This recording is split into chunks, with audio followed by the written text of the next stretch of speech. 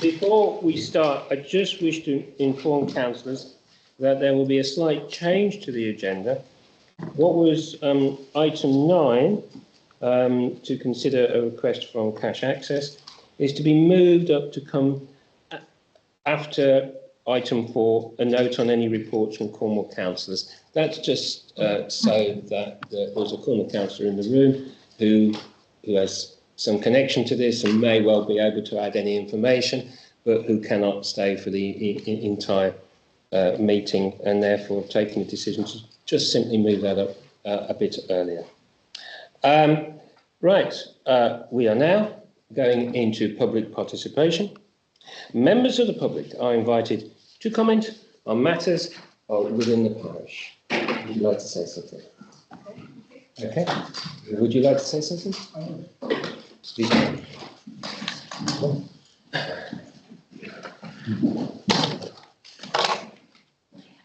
Take a seat, Tom. Thank you.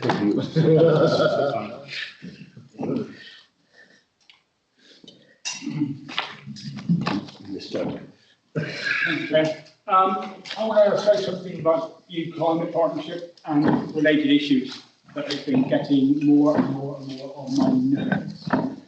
So, there was an extraordinary meeting of this council on the 18th of April that was advised to the public properly. It is minuted on the Bude-Stratton Town Council website. At that meeting, there was a presentation from Bude Climate Partnership and the climate jury, and talk about CTAP. It was resolved that the jury recommendations would be put to a working group who would consider the cost and staff commitment to Bude-Stratton Town Council of working on that, and that report would be given to the full council in July. Now, I've noted particular concern in this chamber by some councillors about the cost of Bude-Stratton Town Council dealing with the climate partnership matters. In respect of this, I fail to see how the cost can be calculated when I am recently told that staff records are not kept of what time they spend on what project. If that's true, it's got to be corrected as a matter of fiscal responsibility, I would suggest. If we go a bit further, there was a full council meeting on the 8th of July. Again, that was properly advised to the public. It is minuted and recorded on the Bude-Stratton Town Council website, as it should be. That approved a letter of support to be sent from this council to Cornwall Council to apply for CTAP funding. I now refer to a meeting not of this council, but of Bude Climate Partnership on the 30th of July. Now I hear, including from those who were present at that meeting, that a discussion took place about a 60-page complaint that had been presented to Cornwall Council about councillors abroad. That was put to Cornwall Council by the Programme Director of Bude Climate Partnership and allegedly by others. And I say allegedly. The detail of this meeting was not put to the public, although I am aware that council representatives attended as observers or in an official capacity. Now, what I've recently discovered about that meeting, in my view, shows the action of elements of Bude Climate Partnership and others who created or promoted that document to be grossly improper. There was no mention of this document, there was no mention that this decision was about the 60-page complaint made by the Programme Director of the Climate Partnership or about Councillor LeBroy. Sorry, I've hopped page. Yeah, no, sorry, to go back, I said there was grossly improper creation of a complaint. Some would call that a matter of mendacity. Look up the word, people. From creation of that document to judgment of that document and to date, today, in my view, I would say there's been a blatant disregard for proper corporate governance at Bude Climate Partnership. Not just by people within Bude Climate Partnership, but by elements of this council. I'm fed up with it, frankly. I would go as far as to suggest that some parts of the creation of that complaint against Councillor LeBroy, and I'm sorry if this is embarrassing, Peter, but in my view, some parts of the creation of that complaint were unlawful. I would go as far as to say that. I bear in mind that experienced representatives of this council were at that meeting. And given that and standing orders, I would suggest that Standing Order 2.4 was transgressed. In other words, councillors were not properly informed at that meeting in a way that would enable them to make a lawful decision. 3.8. I think that creation and promotion of that complaint and voting for it meant intimidation, gross abuse, and harassment of Councillor LeBroy was being done by representatives of Bude Climate Partnership and, in my view, by members of this council who voted for it. Standing Order 3.23. A matter of disclosure of an interest other than the pecuniary one. In this, I'm referring to Ian Salter, and I want it on record that I have the highest regard. Could I ask you to be very careful about? I understand. I think you are actually about to correct yourself, but please do not talk about individuals in this circumstance, because it minded it's a public thing, and of course we have felt. Yeah, I'm happy to stand by what I said. The deputy clerk, in my view, was through family interest, I can say, put in an impossible situation by having, for example, to chair BCP meetings and to involve himself with BCP work through no fault of his own. I understand that the clerk has been ill. I understand that the climate partnership was in a very difficult position. Somebody had to do the job. I think Ian was put in an impossible situation by being asked to do it. Standing Order 4.19. The Chair shall be satisfied that a motion has been sufficiently debated. I absolutely fail to see how a motion can be sufficiently debated when those who voted on it haven't seen the document which they're discussing. It is a farce. I remind councillors that Bude Climate Partnership, Aaron Whittle, resigned shortly after chairing that meeting. Can I remind you not to mention people by name? Okay, a director of Bude Climate Partnership who chaired that meeting resigned, not wanting to be associated with the creation and progress of that complaint. There was then a decision on the notice of a decision on the Bude-Stratton Town Council website about a code of conduct complaint. This is on the 16th of August. It said a statement would be issued in due course and that the public would appreciate understanding as we address this important issue.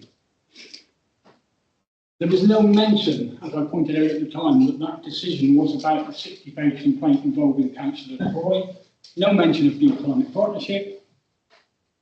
And I remind councillors again that Councillor LeBroy was completely exonerated upon official investigation.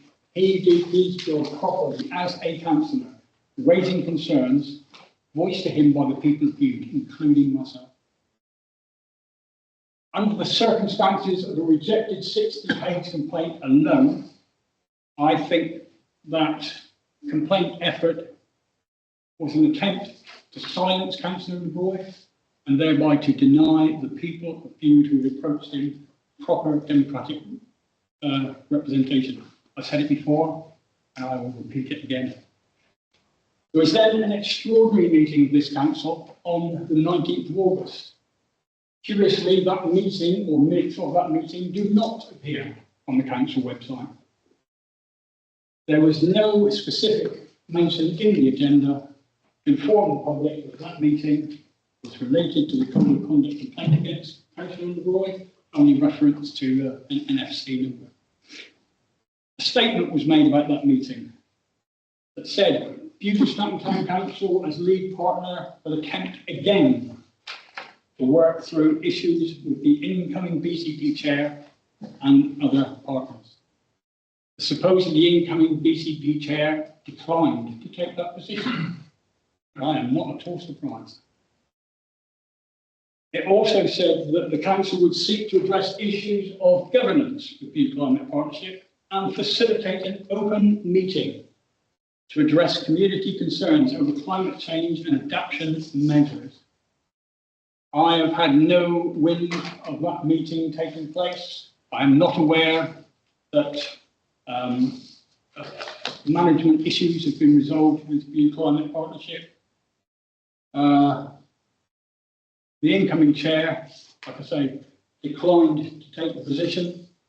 The programme director of the Climate Partnership is indisposed, to my understanding, and surely cannot continue as a director under existing circumstances. Through the complaint made, I do not see how Councillor Leroy or the directors of Bude Area Tourist Board, who are also directors of the Climate Partnership, can continue. I'm sure they have ample grounds to feel foully treated by the Climate Partnership and perhaps by members of this council. I'm quite sure Councillor Leroy is owed a considerable apology of the Climate Partnership and from elements of this council. And I'm sorry if that's embarrassing to Peter, but that is my view.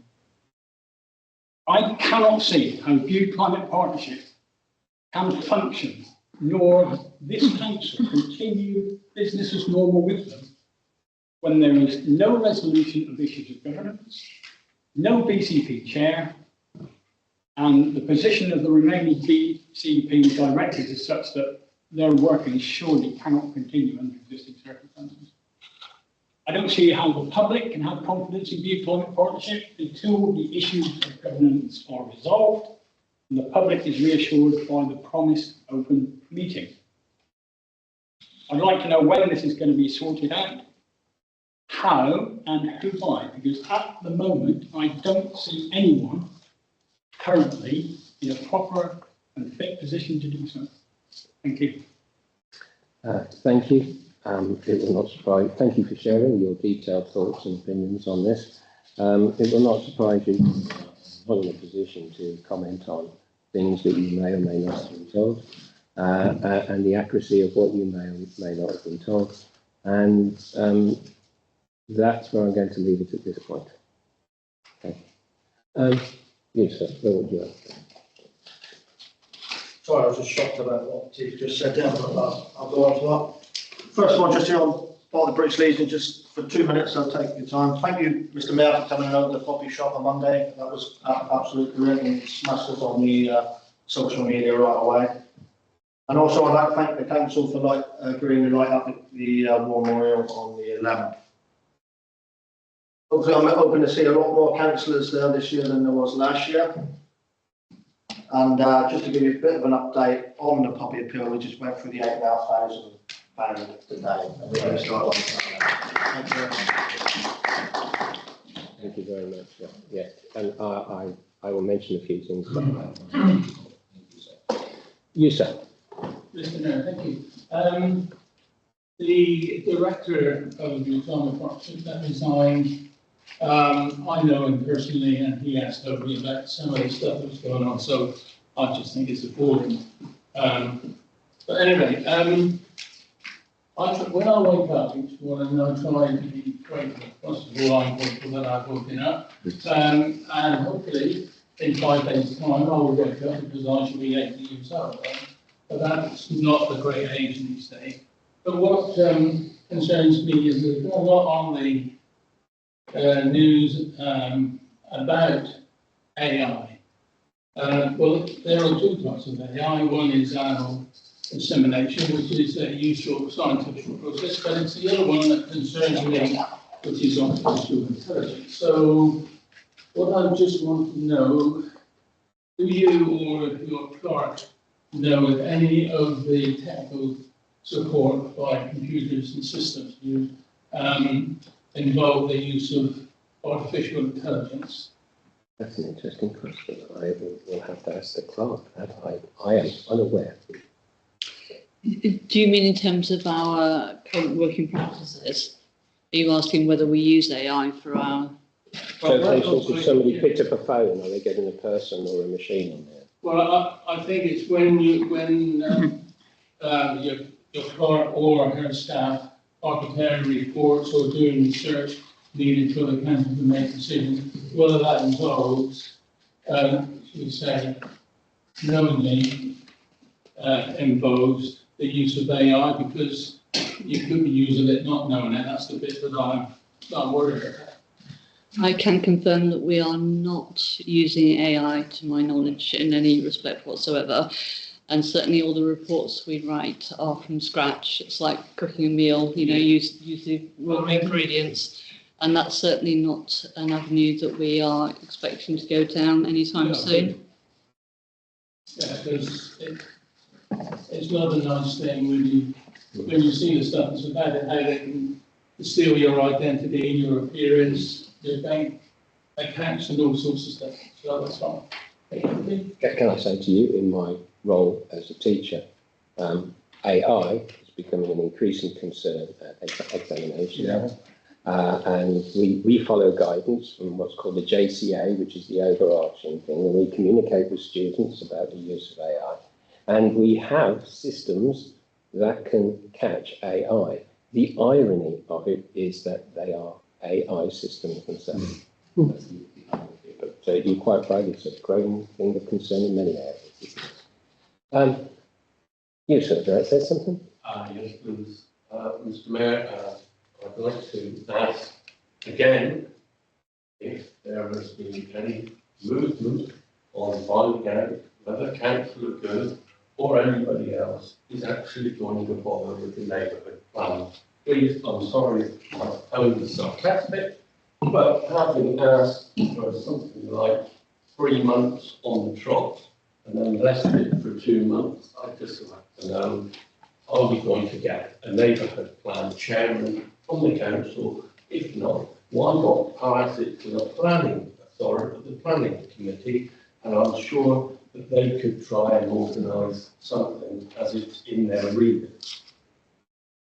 Did you want to say something? Yeah, I was going to say something, but I can provide some clarification on this now. So apologies, it's taken a little while. So as I'm sure you know, the chair of the Neighbourhood Development Plan Steering Group could be a councillor, but does not necessarily need to be. So it could be another member of the community.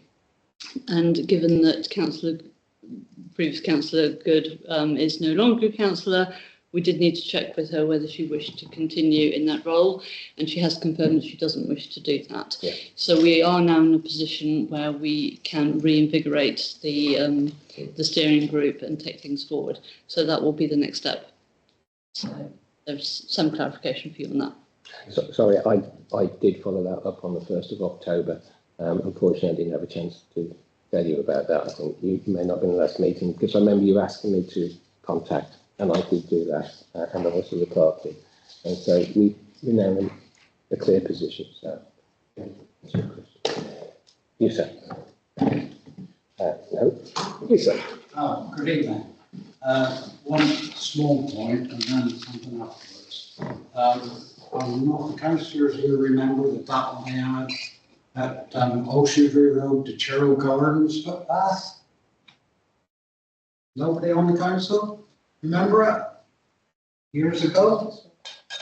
I wasn't on the council. Not Donkey Lane, no. From Oceanview Road to Churro Gardens. Oh, I remember. Yeah. Well, my sister was walking down that path, which it says is a public footpath, the other day, and a cyclist hit her in the elbow these handlebars and just said, "Oh, good morning," and off he went with his colleague. Well, could the council please put signs each end of the public footpath and say no cycling? They could get off their bikes and walk through there. Now, my sister's not very good on her legs, and luckily she didn't go down, but she got caught in the elbow by the handlebar of the bike. Now, I don't see a public footpath should be used for bikes, unless it's permitted. I don't know whether that particular one is permitted or not. I think we have to follow that up, don't we? Well, yes, we could refer to Cornwall Council because, as I'm sure you know, Town Council isn't responsible for signage of that sort. Is it for Cornwall Council? It would be, yes. Not Bude Council? Yes, correct. Okay, I'll get in touch with them. Thank you. We have 3 Cornwall councillors in the room. So I'm sure that message will be passed on. Yeah. And the other thing, I believe I sent some photos to the council to put up on the big screen about the state of the tide at the breakwater. Did they receive them? I haven't. Because I said if you can't put them on the screen, please notify me. I haven't been notified. So, is there no photos sent? I'm not aware. Oh. What could you do? I have to take. If anybody wants to look, they're on my phone anyway. But a visitor took photos of the state of the tide at the breakwater, Right. which has nothing to do with climate change and sea level. It is to do with the way they messed up the breakwater back in 1982. And the volume of water coming down the river because of the thousands of houses and bungalows that have been built in this area. Where does it all end up? In Bude. Because it goes way back to the 18th century, the times that Bude has been flooded. I can remember as a boy in this school here, when I was a little tacker, and I remember the chairs being turned upside down with the floods in these classrooms. And, you know, and this thing about all the sand on some of these car parks got nothing to do with sea level or climate change. There's a big void put in the sand dunes for the lifeboat to go down on the beach when there was no need for it, because it could go up where the people walk down to the beach for the lifeboat. Because when I was a lifeboat crew member, and the lifeboat was by the canal dock gates, we used to have to push that trailer out to Barrow Rock manually. Out, visitors helped us do it when I was a crew member. But this void in the sand dunes has caused all the sand on somebody's car park. It's got nothing to do with climate change or sea levels. You imagine the volume of water now coming down these rivers, every bit ends up in Bude. And that is what's pushing the sea up. I share your concerns about flooding very much. I think I've spoken to you in the past. You know, those times I've spoken about Boscastle where I used to live, and that, you know, that's some of my. But we've seen in the last few weeks places like in Spain and that where there's been some terrible things happened. And I suspect that you and I and people around this table and in this room will be talking about these things for quite a few years ahead. So yeah. Well, I was down Boscastle when it happened. Yeah. It's terrible. The one thing about your pictures, we will look up. We'll look up to see which inbox that's gone into, and we will definitely try. I've got in touch with Liam Sharp, who's in charge of the lifeboat house. I haven't had anything from that. I've emailed him several times about this void being filled in. Yeah. The sand dunes and marron grass being planted to protect Bude car park and Bude, and use the other entrance for the lifeboat. I don't see no reason why it can't be used. And I think if we're going to talk about things like that, I think that some decisions will have to be made, but what they are, I don't know, but I think people like you need to be involved with your local knowledge. So. And I'll get over to Cornwall Council about the footpath. Yeah, thank you, sir. I can say what's worrying me. I went home after last month and looked up CTAP, etc., to see what they do. Everything they don't do is there, which is everything we said we wanted, most of it. But what they do will do and may do, replace public or community-owned buildings in areas of risk, remove modular or other innovative buildings, put modular buildings or innovative buildings in its place, working with finance and property sectors to explore innovative finance funding mechanisms to help move communities from the high-risk areas. For instance, schemes to incentivise the relocation of at-risk infrastructure for businesses and homeowners. And it goes on. Now, you read that and then you see you're asking for volunteers for flood risks. So obviously everybody is waiting for a big flood in view. I just cannot, it's frightening for the elderly. I had an elderly person say, who lives in that area, and I forget which road, but she said, I think I'm going to have to sell. I said, just you're fine. You know, it really isn't that bad. Spain, I think you need to go and look behind the scenes at what's happening in Spain. The EU have taken out of Spain several hundred dams, and in England as well, and all over Europe. They're taking all the dams out to rewild and do climate change and all of this. So I think you need to look a little bit more behind and the big picture. It's frightening to think that we've got to do all of this for a little while. And I have here, and I have copies if you all want one, of floods in view, I think from 1800. Nearly all of them is yes, they coincide with high tides, but it's nothing to do with the sea. It's a high tide that hits water down. I've got them here. Please read them. A little bit of research, and you can see history proves that. Thank you for that. I will have a read through it. Thank you very much. Councillor O'Sullivan. Yeah, I did want to come in when. Oh, I'm sorry, I was recently, but I won't hold it against you. I did want to give Mr. Curry some good news, which is that the application for the Admiral Hotel is to be refused. So that is good. I hope I haven't got in too early with that one, Peter. Oh, yes, please do. So in response to your comment regarding the emergency flooding plan that we're putting in place at the moment, is actually on the agenda for this evening to approve it. Just so that you're aware, all of the communities in Cornwall are putting together a similar plan. In fact, we're one of the last in the county, and so Cornwall Council have been encouraging us to put that in place, working with the environmental agency and so on. And that's just a sort of just in case sort of scenario to make sure that, you know, if there were a flood in one part of town or another part, that there are places that people can go to and to be looked after, and to make sure that volunteers are there to help. So it shouldn't be considered as a sort of alarmist situation. It's only responding in the way that all the other communities in the county are doing. So I don't want you to feel that we're the kind of the worst part of the county or anything like that. Thank you. Thank you. Okay, we're now going to move on to item 1. I'm getting ahead of myself already. Item 1, to receive apologies and accept the reasons for any non-attendance. Yes, we've received apologies from councillors Browning, Diffie, Blewett and Osbury Bocking, and they're all for personal reasons. Okay, I propose that we accept those reasons.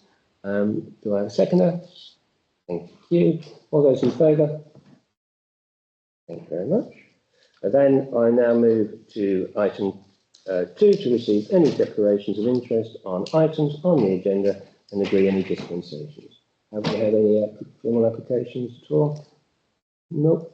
Are there any put around here? No. Then we shall move on to item 3.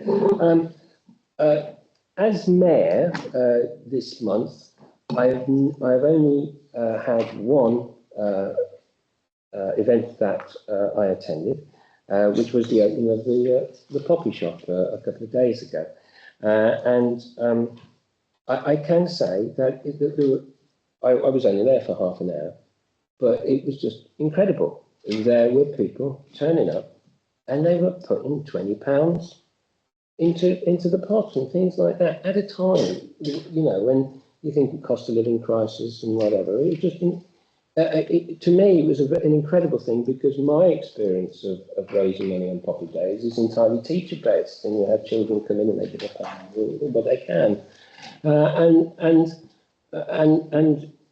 the sums that you are raising, I just think it tells us something about how people respect this and do want to show that they remember, and it's I was just very much moved by it. I was honoured to open the shop, because I am very aware that it's about raising money for an awareness for our needs to support our veterans today, but also it's a mark of remembrance and respect for the profound sacrifice made by members of our armed forces. And as I said to you on the day, you have to work hard to keep these things going. And my goodness, you do work hard to do that. Basically, my attendance to that was me affirming this council's commitment to our Armed Forces Covenant. And therefore, I obviously will be attending the Armistice, the Remembrance Sunday, and the Armistice services, and I will be taking part in the church service as well as mayor. That's really all I have to say, because I'd like to move on. There is one other thing that I will be representing Bude-Stratton in next week, but I'll right at the end of the council. Okay, that's my mayor's report. And now, item 4, to note any reports from Cornwall councillors. So we are honoured to have 3 Cornwall councillors with us. So if you don't mind, I'll go alphabetically. Sorry, there are 2 of us. Sorry, I do apologise. I apologise. So we're very honoured to have 2 Cornwall councillors with us today. And if you don't mind, I'll go alphabetically, and I'll allow Peter LeBroy Councillor LeBroy to do yours first. That's it. That's not alphabetically. Sorry. Oh, no, it's not. And you're a teacher. I'm a teacher. No wonder. Explains a lot about the state of education, isn't it? 38 years. That's it. I might as well. I might as well. I apologise. It's going well, isn't it? Councillor Chopak. Right, okay, good evening. Obviously, I have to always apologise for not coming at every meeting, but it's a little bit difficult, and I have got to leave at 7 o'clock to go to Week at Mary. And it's just interesting that you were saying about, obviously, the remembrance parades on Sunday, because I have to go to 9, so obviously that's one of my parishes, so I apologise in advance because I won't be able to get to Bude-Stratton. I'm trying to go to about 3 on Sunday.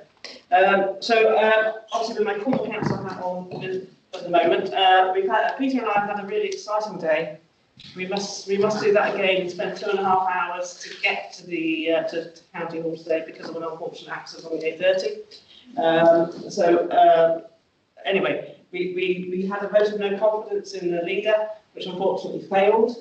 There was quite a few of us who, with some persuasion, were persuaded to go for the vote of no confidence, but unfortunately that was lost by 36 votes to 43.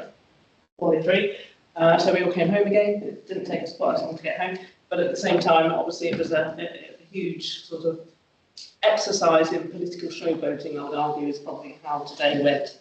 Some of which obviously was unpleasant, and sometimes you sit there and wonder why you're a Cornwall councillor when you get quite a bit of, it gets a little bit personal. So that was a bit unfortunate, but the whole result was probably not to be unexpected. So that was today's excitement. Yesterday's excitement, which is, as you can tell, I'm living the dream as a Cornwall councillor. I went to the Health and Adult Social Care Committee, of which I've been a member of for nearly 12 years. We talk about lots of things, some of which seem to come round and round and round, and we don't improve anything. But one of the conversations we had yesterday was about fluoridation of water, and I did it yesterday at Poundstock, but I'm going to do the same again tonight. I just want to have a question to you as to whether you think your water should have added fluoride to it by South West Water, if you had the choice. Can I do a quick straw poll? There's no commitment. Could I just say, after the aluminium disaster of South West Water, I'd rather they didn't add anything. Okay.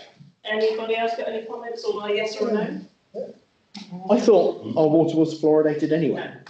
I did as well. It has sodic acid added, but not fluoride. So we spent quite a lot of time yesterday having that conversation. So just so you know that there will be, I'm not sure of timescale, so just so you know, there will be a public consultation going Cornwall wide to have that conversation with you about whether you want fluoride added to your water. What do you stop it? It used to have. No, it didn't used to have fluoride. It's never had fluoride. It's strange because I thought it was fluoride, but then where I grew up, I think from the late 70s onwards. Yeah, well, it may well in other counties, but not in Cornwall. So obviously that's one of the conversation. And part of that is, as Lorraine and I will know, is we've been having quite a few conversations in our health and wellbeing group about the increase in tooth decay in young children. And part of my community chest this year will be going to the food bank in Bude to pay for £500 worth of toothbrushes and toothpaste because children aren't brushing their teeth. And so it's sort of gone on from there a little bit. So fluoride is just one of those added tools. And as I say, it will only come down to a public consultation which is run by the Secretary of State. I just thought I'd tell you that's the sort of things we're dealing with on a day-to-day basis. The other thing that obviously came up a little bit today, just on sort of strategic level, was obviously the £63 million budget problem that Cornwall Council has. And now that the government has now said that we're now going to have to be paying more national insurance, that will have an impact on some of the services. So as usual, Pete and I will always say, we're always the bearer of bad news about cost cutting, how we're going to have to be saving money. And in the previous meetings, not necessarily here, but there's issues around school transport. School transport's had a bit of a U-turn, but at the same time, it's still an issue, particularly for me in some of the rural areas that I look after. So we need to keep an eye on what is being offered or not offered or being withdrawn. And sometimes we don't always hear about them to the last minute. So my message is, if you hear about any cost cutting, whether it affects you personally or as Bude-Stratton Town Council, I really appreciate hearing about it so that we know that we're on it with that one. And then I've just got a couple of local things. Again, Stratton MIU, obviously very close to our heart about trying to sort out, make sure that remains in existence for a long, long time. We do have a meeting arranged on the 18th of November, which has turned into a Teams meeting now, unfortunately. We're trying to get as many partners in the room as possible. But I think, again, there may be some feedback from that, so I'll come back to you with a note to say how that went, or what the proposals are, or the Rainbow report back. I'm sure, just to confirm what's going on there. And just as one of your questions earlier about AI software, Stratton Medical Centre, just so you know, do use some AI software. Launceston Medical Centre also use it, and they use it to go through medical records, as far as we understand, to check whether people have actually been to the doctors or not, and whether they're high risk. So it's a sort of an algorithm type of software issue. So just so you know, that is being used now. And Cornwall Council, as far as I know, the only thing they do on AI is actually they're talking about using this VoIP system. So when you want to speak to somebody and ring up Cornwall Council, you will end up speaking to a machine, and that's coming in probably next year. And that's me, I think. Thank you very much. Councillor Sutherland. Two things, Chancellor. Cows, sorry. No, Sorry, that's quite a I diverted from cows today. But two things. One, I would say, in response to your question regarding fluoride, I would have thought there was far more pressing issues with South West Water than whether they put fluoride in the water or not. And the images of dead cats come to mind, to be honest. But there we go. The other one I have at a more practical level. The wheel sports facility proposal over here, the C&D committee is recommending that, would be very keen for the local parishes to partake in the funding because it is a facility that will be used by local, younger people, and of course it would be no doubt something that holidaymakers using holiday facilities in local parishes will be using as well. Is it something you see your way to supporting? Is he, encouraging parish councils to? I'd have to see the money first, as in like what sort of contribution you're thinking of making. As you know, parish councils everywhere are really struggling with their precepts this year. Nothing like the struggle of Bude-Stratton. Yeah. So I think that is part of the problem. So you're going to be talking to parishes who are in the same position as you. So are they going to, I can't speak for my other 8 parishes as to whether that's a good thing or a bad thing. I see where you're coming from, but I'm not sure at this moment in time I could say I would definitely support that as an idea. Well, I'll just give you an indication.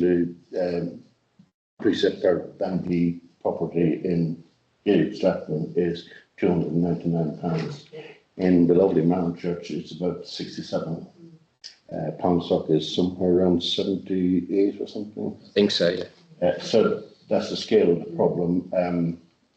Our scale of the issue, should families in Bude-Stratton be the ones paying for a facility that, and this does go back, Pete and I have had many discussions about the government's review, and I fully respected and supported what this council was trying to do at that time. It was just the way it was developed. I fully support spreading the cost as much as possible, because I feel that families in Bude-Stratton are being asked to work. Yeah. But it wasn't the same with the library. Wasn't there a conversation historically about whether Bude-Stratton should be spreading the cost for the library services, for instance? And I remember that creating quite a that was before my time, I think. Yeah. Okay, well, I'm quite happy to listen and then take it. Okay, thank you. Yes, sir.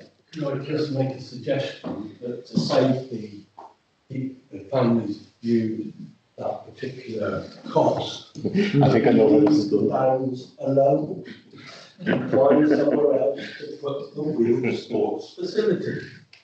Thank you. Councillor Purchase. Perhaps I could ask either of the Cornwall councillors whether you've heard any more since the budget about whether there's going to be shared prosperity funding or community ownership funding available. The last email I had from Councillor Gardner was that there was some going to be available, but not necessarily in this area. But that was about 6 weeks ago. Did you see that one? It did start in the Sadly, I did actually read the government budget paper. I can't say I actually took it all in, but I was looking specifically to be able to answer that question if it came up. And the answer is the government intends to carry on with the principle of shared prosperity, but it hasn't announced where and how much it will be. This is reduced now. It's very much reduced. Okay. So there's no answer.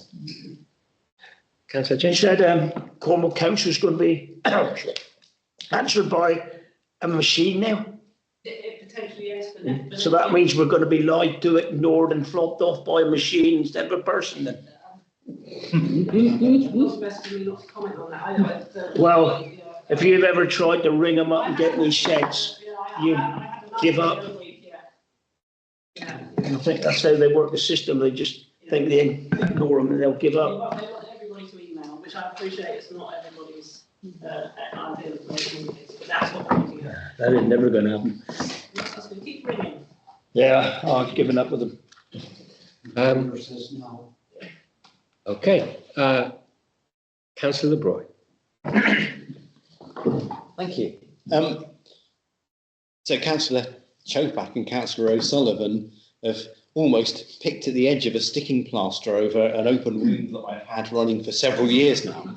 And this runs back to the community governance review. Some of you may remember, some of you were here. And what it was about looking at the boundaries of parishes. And I have always thought that if you're a resident of Bude-Stratton Parish, where you've got a relatively ambitious town council doing stuff, with a lot of assets and a lot of activities going on, you're paying a high precept. And Councillor O'Sullivan referred to the figure of somewhere in the region of 300 quid if you're is that a bandy house? I'm not sure. It is per bandy, probably. So if you're living in Bude and you're a band deep house, you're paying 300 quid to Bude-Stratton Town Council. However, if you just nip over the border into Houndstock or Church, you're paying less than 100 quid.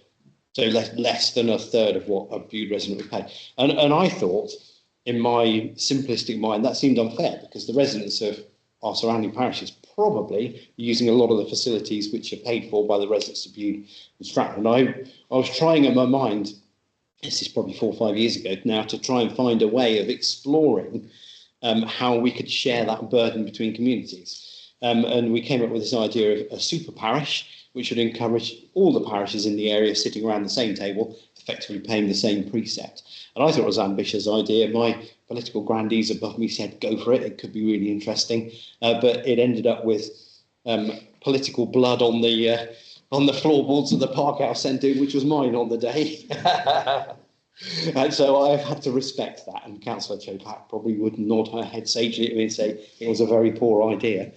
But that disparity still continues, and it's a good thing to bring attention to it because Bude-Stratton residents are paying a little bit more than I think they should really have to. Anyway, the figures that Nikki gave on the leader, I wrote down from the voting board that we have 32-43 with 5 abstentions. So it was a reasonably clear majority that Linda Taylor retained her leadership. It was an interesting meeting because obviously we're nearing the end of the council term and everything begins to get a bit tribal.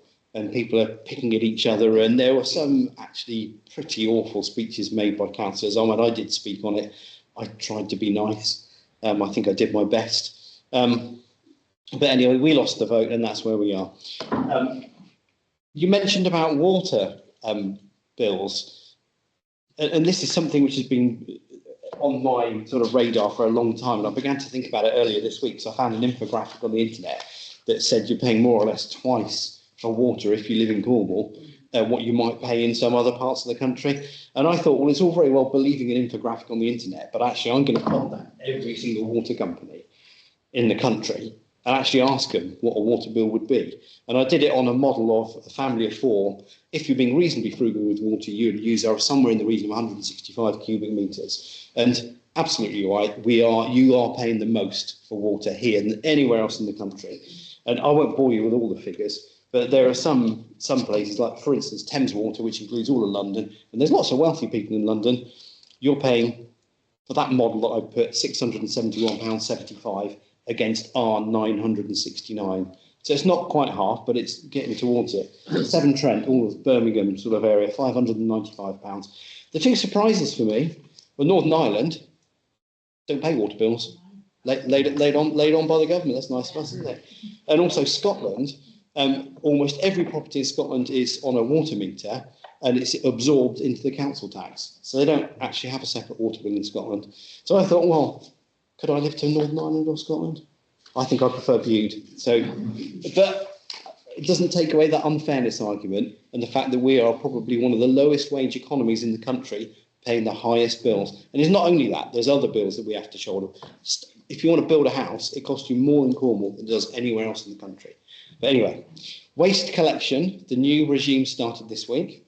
I've had some quite interesting emails sent to me with some quite fruity language about how ridiculous this is, and so on and so forth. And I think people don't like change, I think is at the nub of it.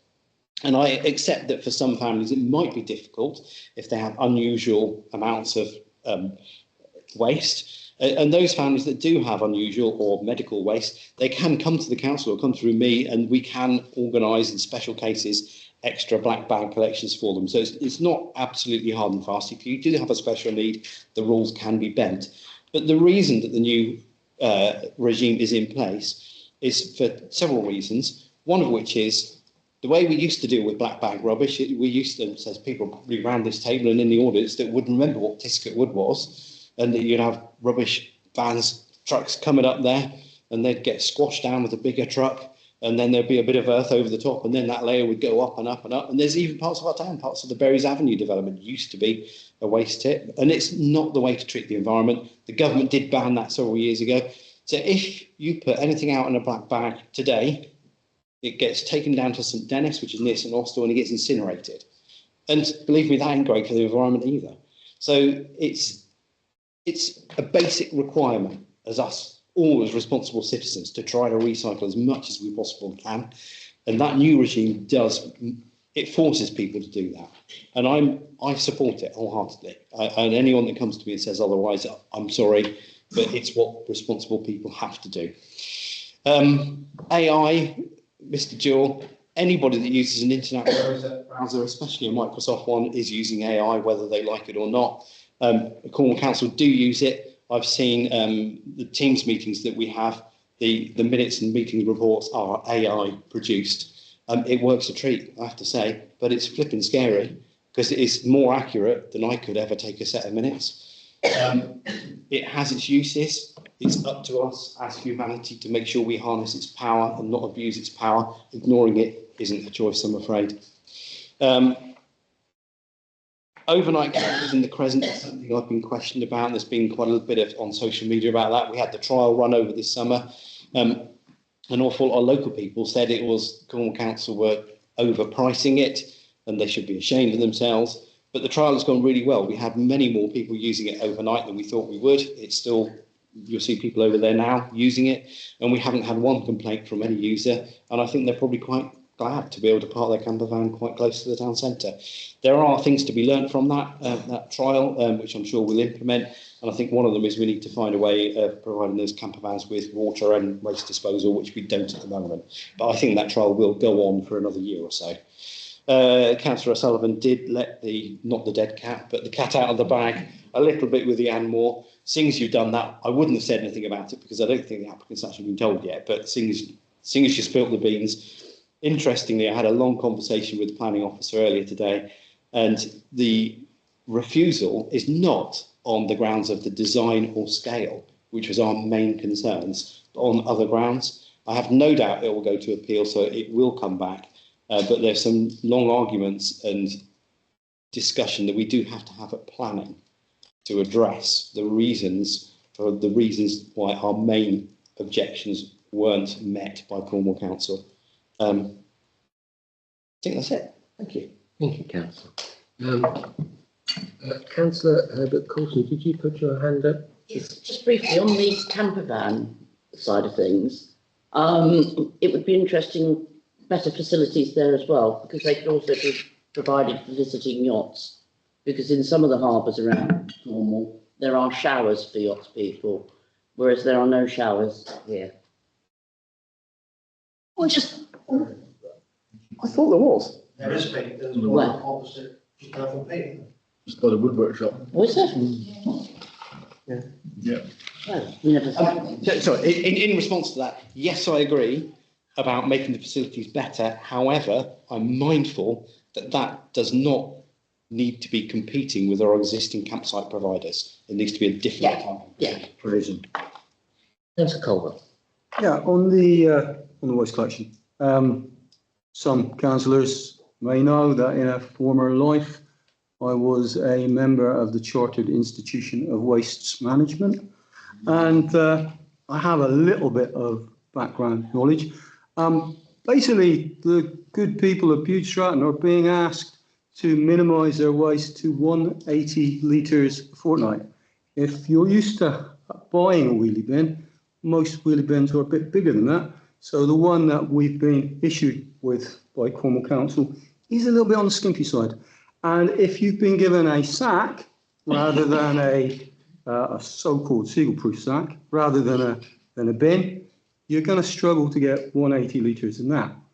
Now, whilst understanding the arguments, Cornwall Council, as the waste collection and waste disposal authority, do have a duty to everybody within Cornwall to provide those services. And if you are somebody that generates a lot of waste through no fault of your own, say you've got 4 kids, or say you've got somebody who unfortunately is incontinent, 180 litres in sanitary disposal is minimal.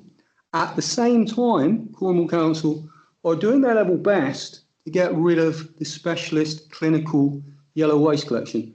People who are currently on that collection are continuing, but people cannot get onto that collection with clinical waste. So Cornwall Council, in my view, or their contractor, I don't know, because sometimes things fall between the gaps, are actually not seriously providing the service. People who generate a lot of clinical waste, a lot of sanitary waste, they shouldn't have to be on the phone, writing emails, or indeed contacting their own councillor. There should have been a system in place for those people to catch those people and not to give them the stress that they're having with this system. So I would ask both Cornwall councillors to look into this seriously from the point of view of somebody who generates, in some cases, 50, 60 litres of paper bed sheets, pads, pull-up pants, these sorts of things. It's not nice to talk about, but some of the people that I deal with as a carer are generating 50, 60 litres of that sort of waste a week, let alone a fortnight. And they have got one 80-litre bin to put it in, as well as all their other domestic refuse. And it is a full-on fight to get Cornwall Council to do anything other than just empty that one 80-litre bin and the little caddy of food waste. Thank you, Councillor Cole. I didn't know that about you. Councillor Roy. If I may respond,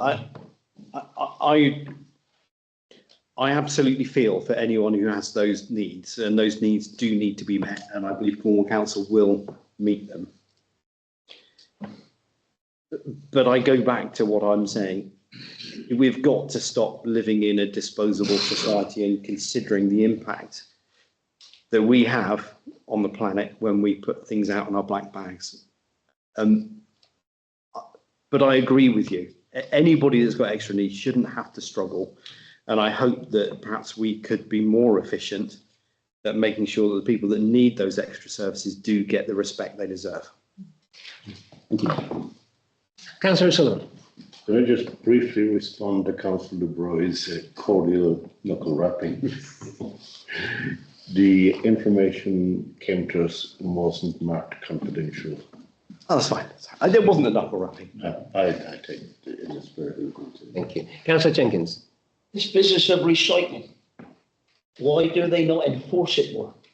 I mean, up where I live, we've got 4 flats. Well, 2 put recycling out every week. And in 18 years I've been up there, I haven't seen the other lot put 1 recycling bag out. They just put black bags out the dustbin.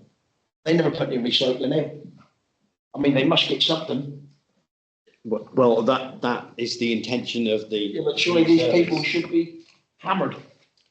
I mean, they're creating more. They'll either end up with a house full of black bag rubbish they can't put out and won't be collected. So what I'm told, because I know Matthew Pett, who is on that service, you probably do as well, Yeah. And he told me yesterday that apparently they've been told as collectors that the first 3 weeks is easy and nice, everything's going to be collected, even if black bags are put out beside the bins. But after that, if people are putting out more, it's going to be rejected. And they will, and there's an escalation system. Yeah.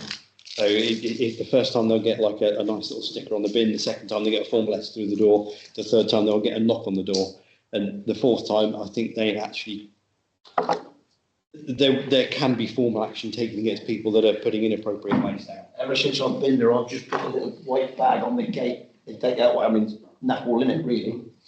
But I've got a better system now. I'm just going to walk down the road late at night and just chuck it in somebody else's bin.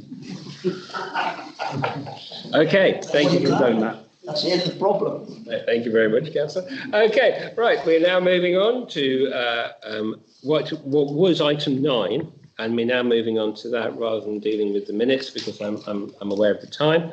So can I draw your attention to item 9, which is to consider a request from Cash Access UK to hire room 4 of the Park House Centre for 12 months as a temporary community banking hub and agree any associated actions. So, councillors, Councillor Herbert Coulson.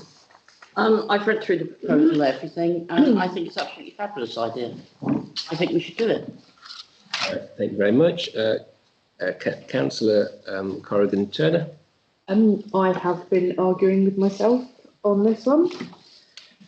I'd like to know more, if possible. The money, absolutely, totally agree, no-brainer. But I couldn't find anything about safety, money being left on site, security, how the staff feel, because they're going to be next door to it. Maybe I'm being a bit over the top, but is there going to be money left on site? Another problem. Even if it isn't, everyone's going to be aware that's a money hub. It's going to cause a problem.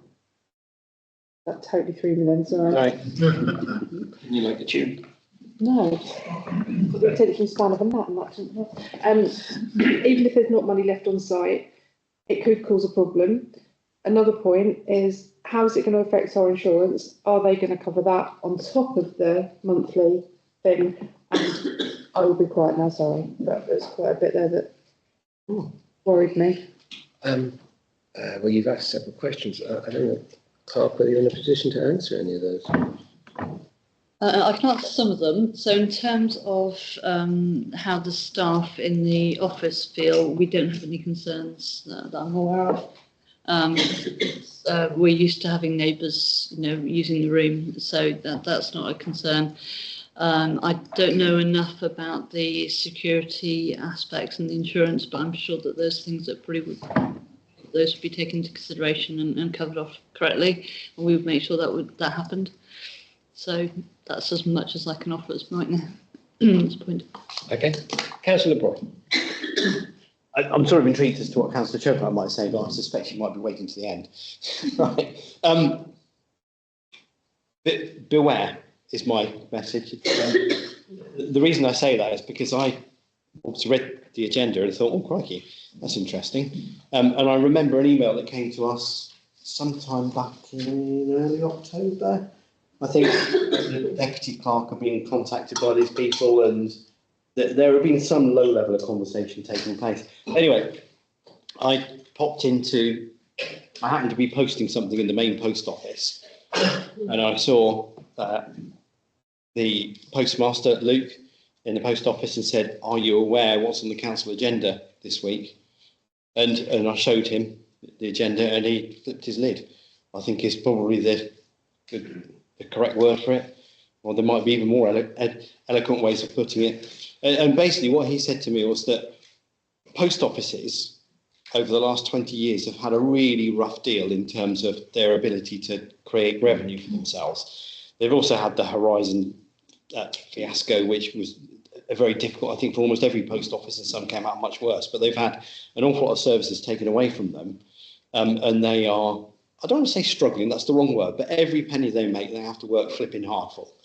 And with the demise of the banks in Bude, actually, it's given the post offices, both the main post office at the top of town and the Crescent Post Office down here, an opportunity to provide services which they hadn't done before, one of which is access to cash.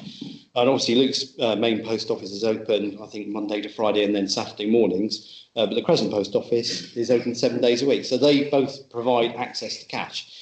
And I was under the impression that there were some services that you couldn't get through a post office that you could get through this access to cash service. And what I was told was that actually it is simply a post office counter. It comes through the post office. So that is what would be installed in our room if we said yes to it. Anyway, Luke was, I think, incandescent with me, and I said, oh, crikey, sorry. And I said to him, look, perhaps you better have a chat with Mike and Joe Smith there, which they did yesterday.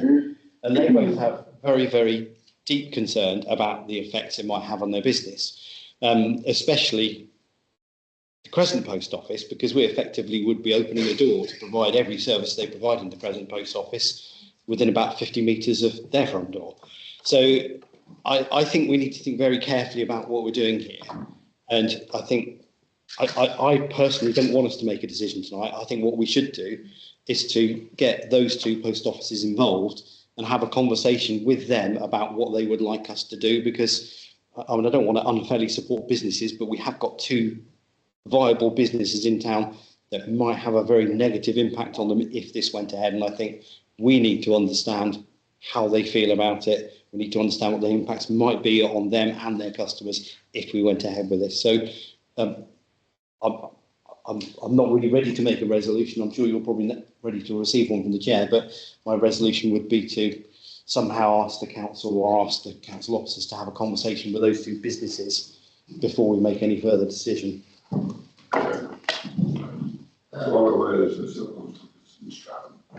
Yes, of course. Councillor Chopak, are you waiting to say something?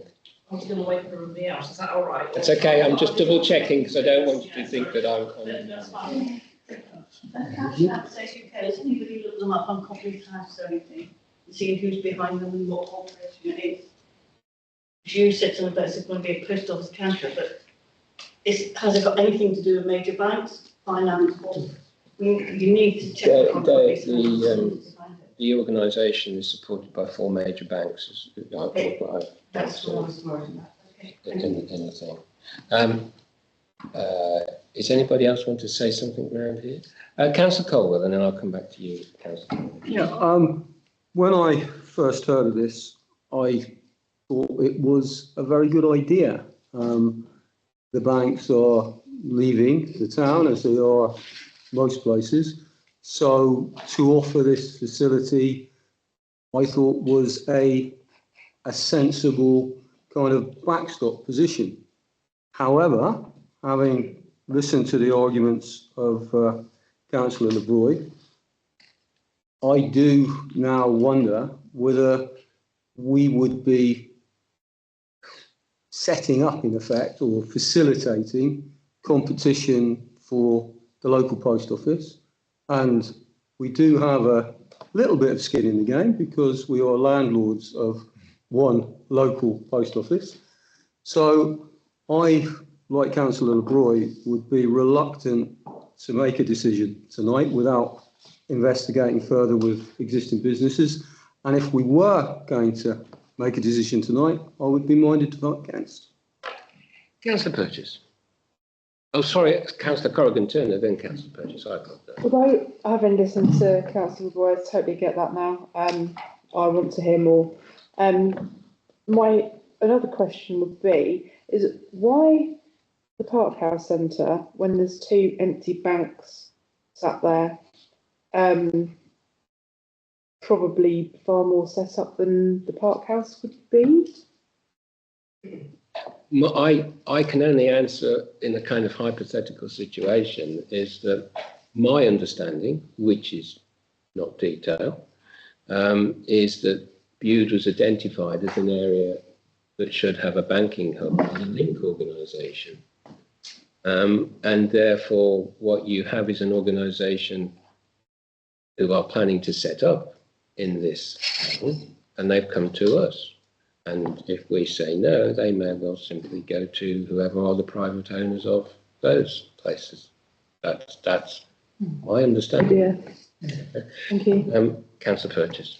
I think as well as the suggestion to talk to post offices, I think we should talk to Cash Access UK and possibly talk to Barclays Bank, who are holding sessions at the Newtside Centre regularly, and NatWest Bank, who have got a mobile unit that comes to Sainsbury's, because I don't completely believe that the post office runs a full banking service. I think the post office will give you access to cash. Yes.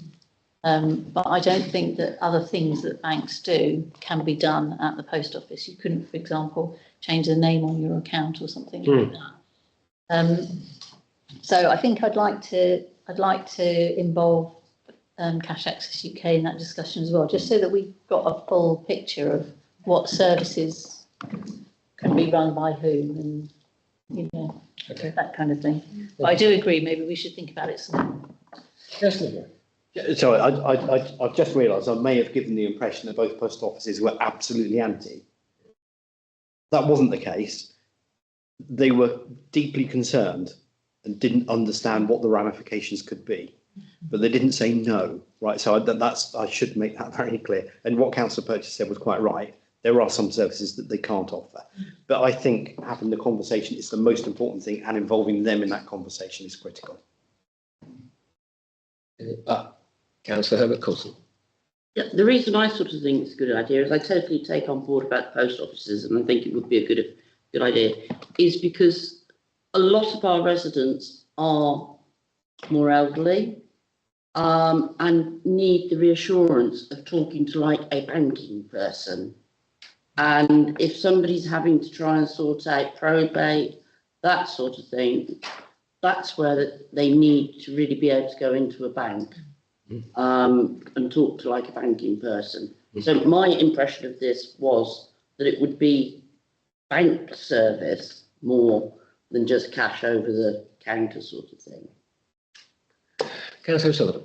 My initial reaction was similar to Councillor Corrigan-Turner, was the security aspect of it all, but I hear what Peter says. I would have to say that, bearing in mind earlier discussions about precepts, and that I'm quite attracted to the amount of finance it would generate for the town council. Okay, thank you. Yes, sir. Yeah, just to take that point about cost of council further. In past life, one of the things that I did was provide electronic security for post offices and banks and the like. I can tell you that they may think that they can attach to your security system. I can assure you, having seen it this week, that your security system is not adequate for banking or money held on the basis purposes. So they may expect you to upgrade your system to what it should be, or there may be information that they want something separate. Take due regard of the protection of electronic security. That's an interesting point. Councillor Hannah. Just with regards to the legal implications and the wider conversation, if we're going to take time to consider this, would it be possible to request the legal and policy officer to review the document and provide advice by the next full council? Yes, it could. As a basis for conversation. Is there anybody else wish to say anything? I think Councillor Chopek will. Yes, on your Councillor, I was just double checking before. Councillor Chopek. Okay, right. I'm going to start by saying don't shoot the messenger, okay? Because this is obviously very much something which I ended up getting involved with very much at the last minute. So what as we've already talked about, obviously, is the fact that in theory this is a good news story for the community, okay? And obviously you've got to bear in mind that one of the reasons I got involved with it is because we have 26 parishes. Obviously people come into Bude, a bit like we were talking about earlier, to use, in this case, banking and post office services.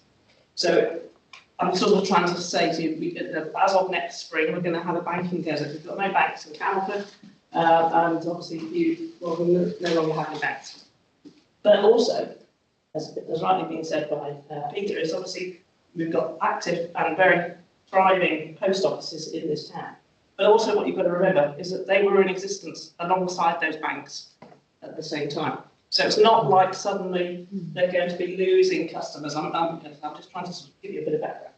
So, and as rightly also been pointed out, a lot of people like doing face-to-face. They don't do online. A lot of people don't do online. We know that. As we talked about in the Common Council, and the issue, or sorry, the way that the community banking hub was sold to me, if that's the right word, is because obviously the Financial Conduct Authority said that we needed to have some sort of banking face-to-face facility in this area. Now I say area because I spent a lot of time walking around Bude. I've walked around Camelford. I've walked in some very odd places looking for some premises, because there's two issues here. One is around a temporary facility, which is what we've been asked to discuss tonight, and then there's a permanent facility, which has nothing to do with the conversation I've been having with Cash Access. There are two separate organisations. There's Cash Access, who do the temporary hub, and then there's a company called Link, who I'm sure you may have heard of, that organise a permanent banking hub. And those people are speaking, or will be speaking, and they have spoken, to the post offices already in use. Because most community banking hubs, the cash element of it is usually run, but I can't say it's definitely run, is usually run by a local post office because they know how to handle the cash. They know their customers already, sort of thing. So the post office, which is why you see on some of their advertising, it quite clearly says the post office on the sign outside, because it's usually run by the local postmaster. Now, I have spoken to Luke, just so you know. I've had an interesting conversation with him, and I have had a text to say that him and Mike, from a commercial point, they are more than content with the temporary solution that's being suggested at the moment, and I can show you that text if you like. So this is a separate conversation. What I'm trying to say to you isn't to the permanent solution, okay? So we have a permanent community banking at this moment in time, that's not being suggested. And so the temporary arrangement is very much where can we find a property. So I bought cash access to this premises. I won't tell you where I've been, but I've been in some very interesting shops and all sorts of places. Most of them were rejected, mainly because of the disabled access, which is a separate thing.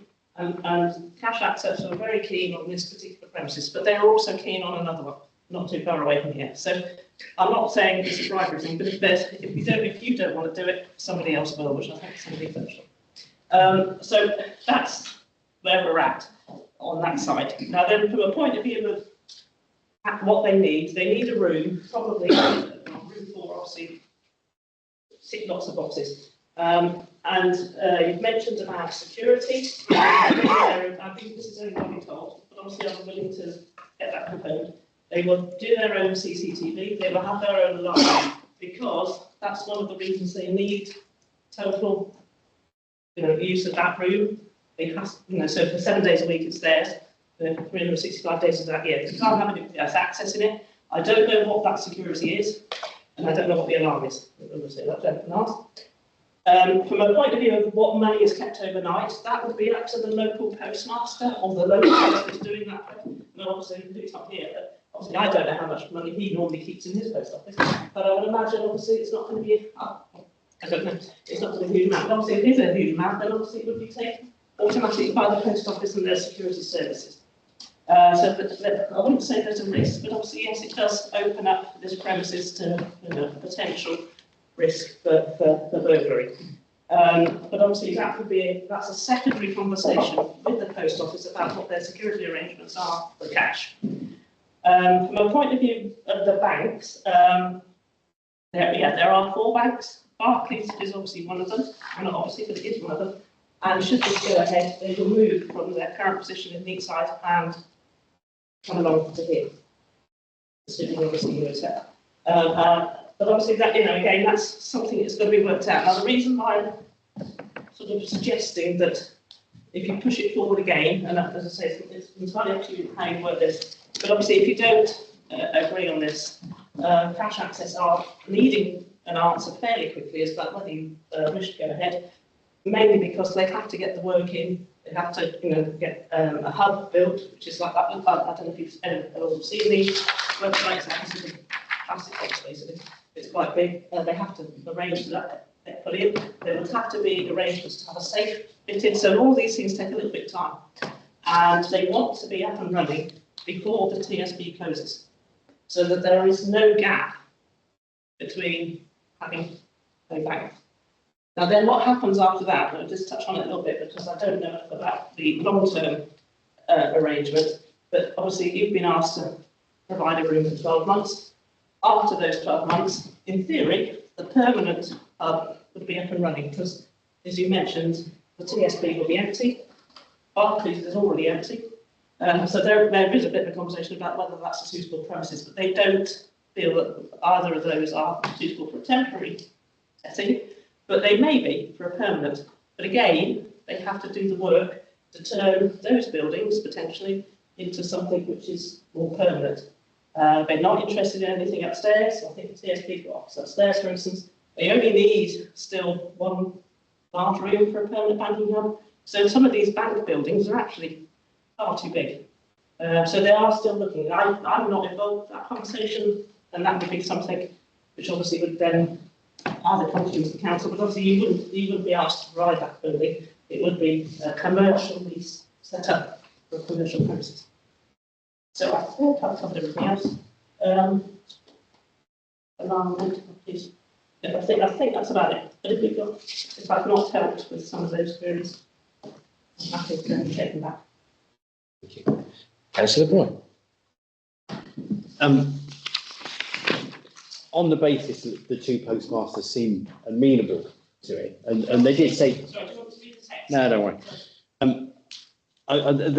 What they said to me was that they had deep concerns about how it may affect their business, but they were also concerned about the point being that if we said no, somebody else might say yes. So that is a risk.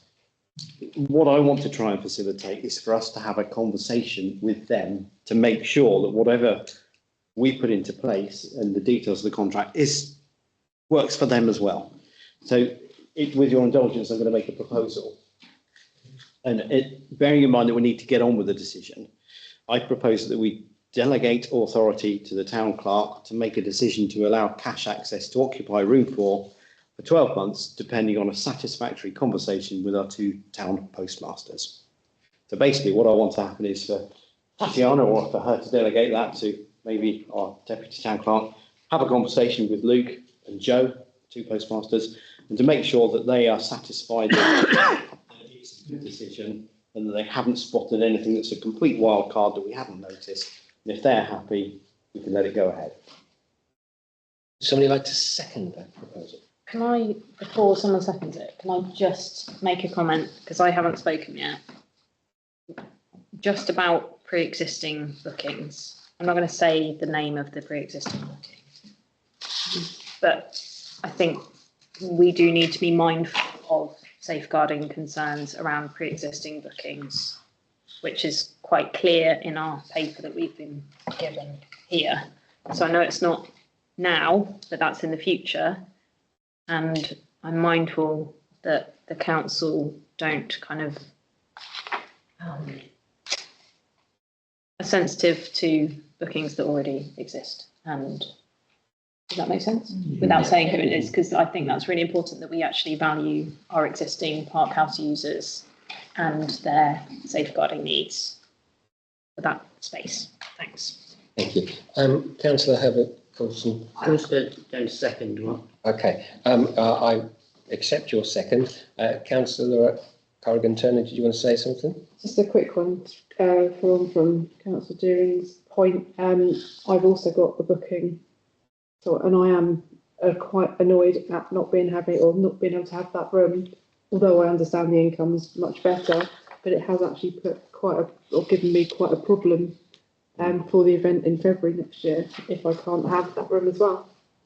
So it's just to say that I'm quite annoyed by it, but understand the income.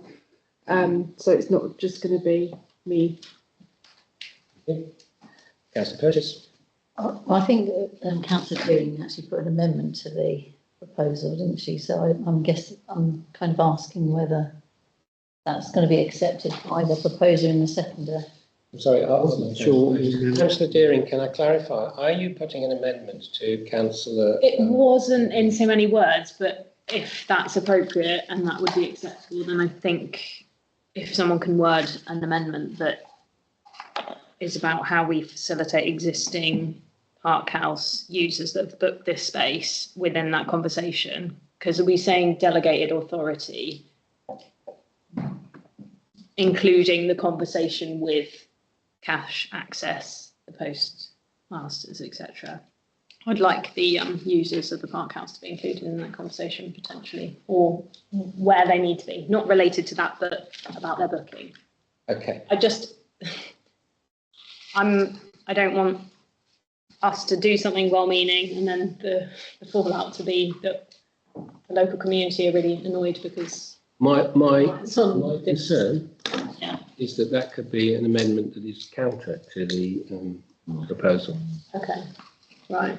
Clark, I need clarification. Yeah, that's why I didn't say it as an amendment originally, but May I ask just, there is an additional amendment to the original proposal along the lines of sort of ensuring that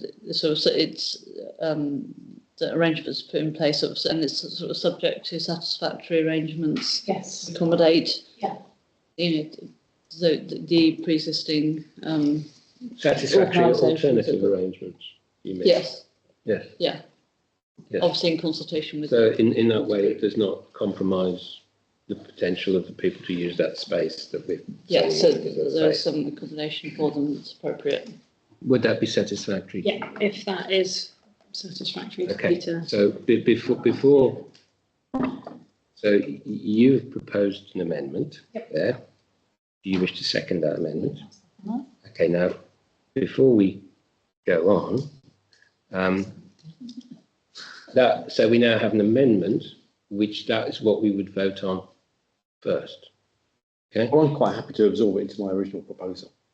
In which case, before then, Councillor Herbert Coulson, would you, as seconder, also be happy to incorporate that amendment into? Yes. Okay, so then we would be able to vote about the primary thing. Councillor Sutherland, I'm sorry for delaying you. I just wanted to sort out that procedural. That's okay. It's these amendments have moved things forward very quickly all of a sudden, because I was going to say that the issue of accommodating pre-existing bookings was a concern in spite of my earlier comments. But having listened to discussion around here just now, I'm minded to vote against the proposal in whatever, even the amended one. I'm not actually. I think sometimes we put too much,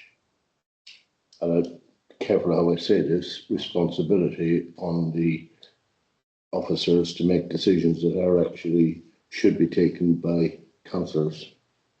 So I'm not in favour of. I think councillors should hear what the postmasters have got to say, rather than putting the responsibility onto the clerk. Okay, thank you. Councillor Boyd. Through you, if that's okay, I just wanted to respond. I would assume that the clerk would probably bounce it off us. Would probably let us know how the process is going before making a decision. And that would normally be the process, that you would send an email around, and if anyone particularly objected, then we would have the power. Veto is the right word, but you would look for a reaction from the councillors before just making a decision, wouldn't you? The idea is to try to move it on before the next meeting, because I think that might be too late. I understand, and for that is another reason why I'm opposed, because I think we're being bounced into a decision when we haven't got enough. Going back to a previous concern of mine, not having enough information available. So, but that's only my opinion. I should vote. Yeah. Okay. Those reasons. Another option. But yes, but this is where we are at this point. We now have councillors have made. We have a proposal. We have a seconder. So I think we should put it to the test of the vote. Yeah, sorry. Can I just mention something? If it helps, can I suggest that cash access next week for a meeting? They did talk originally when I was speaking to the deputy clerk, and they said that they would be able to facilitate another meeting, but obviously that was because you were having it. I'll put it down. Would that help, Tatiana, if they came to meet you perhaps and have that conversation? Yes, I would, yeah. I'll coordinate with you if that helps. Okay, right. So we need to say what the proposal is. Reread it. Can you reread it, Councillor Broyd? Thank you. The only thing is I can't remember the amendment. Okay, we'll clarify the amendment.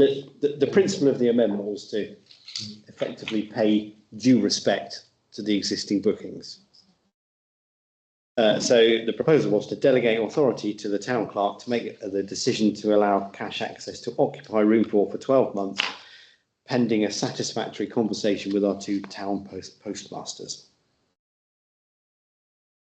With the amendment, as you said. Plus the amendment. Mine's gone blank on what it was, but yes. The essence. Principle of Satisfactory alternative arrangement. Yeah. Yeah. That. Sorry. Okay, all those in favour? My brain's gone. Yeah.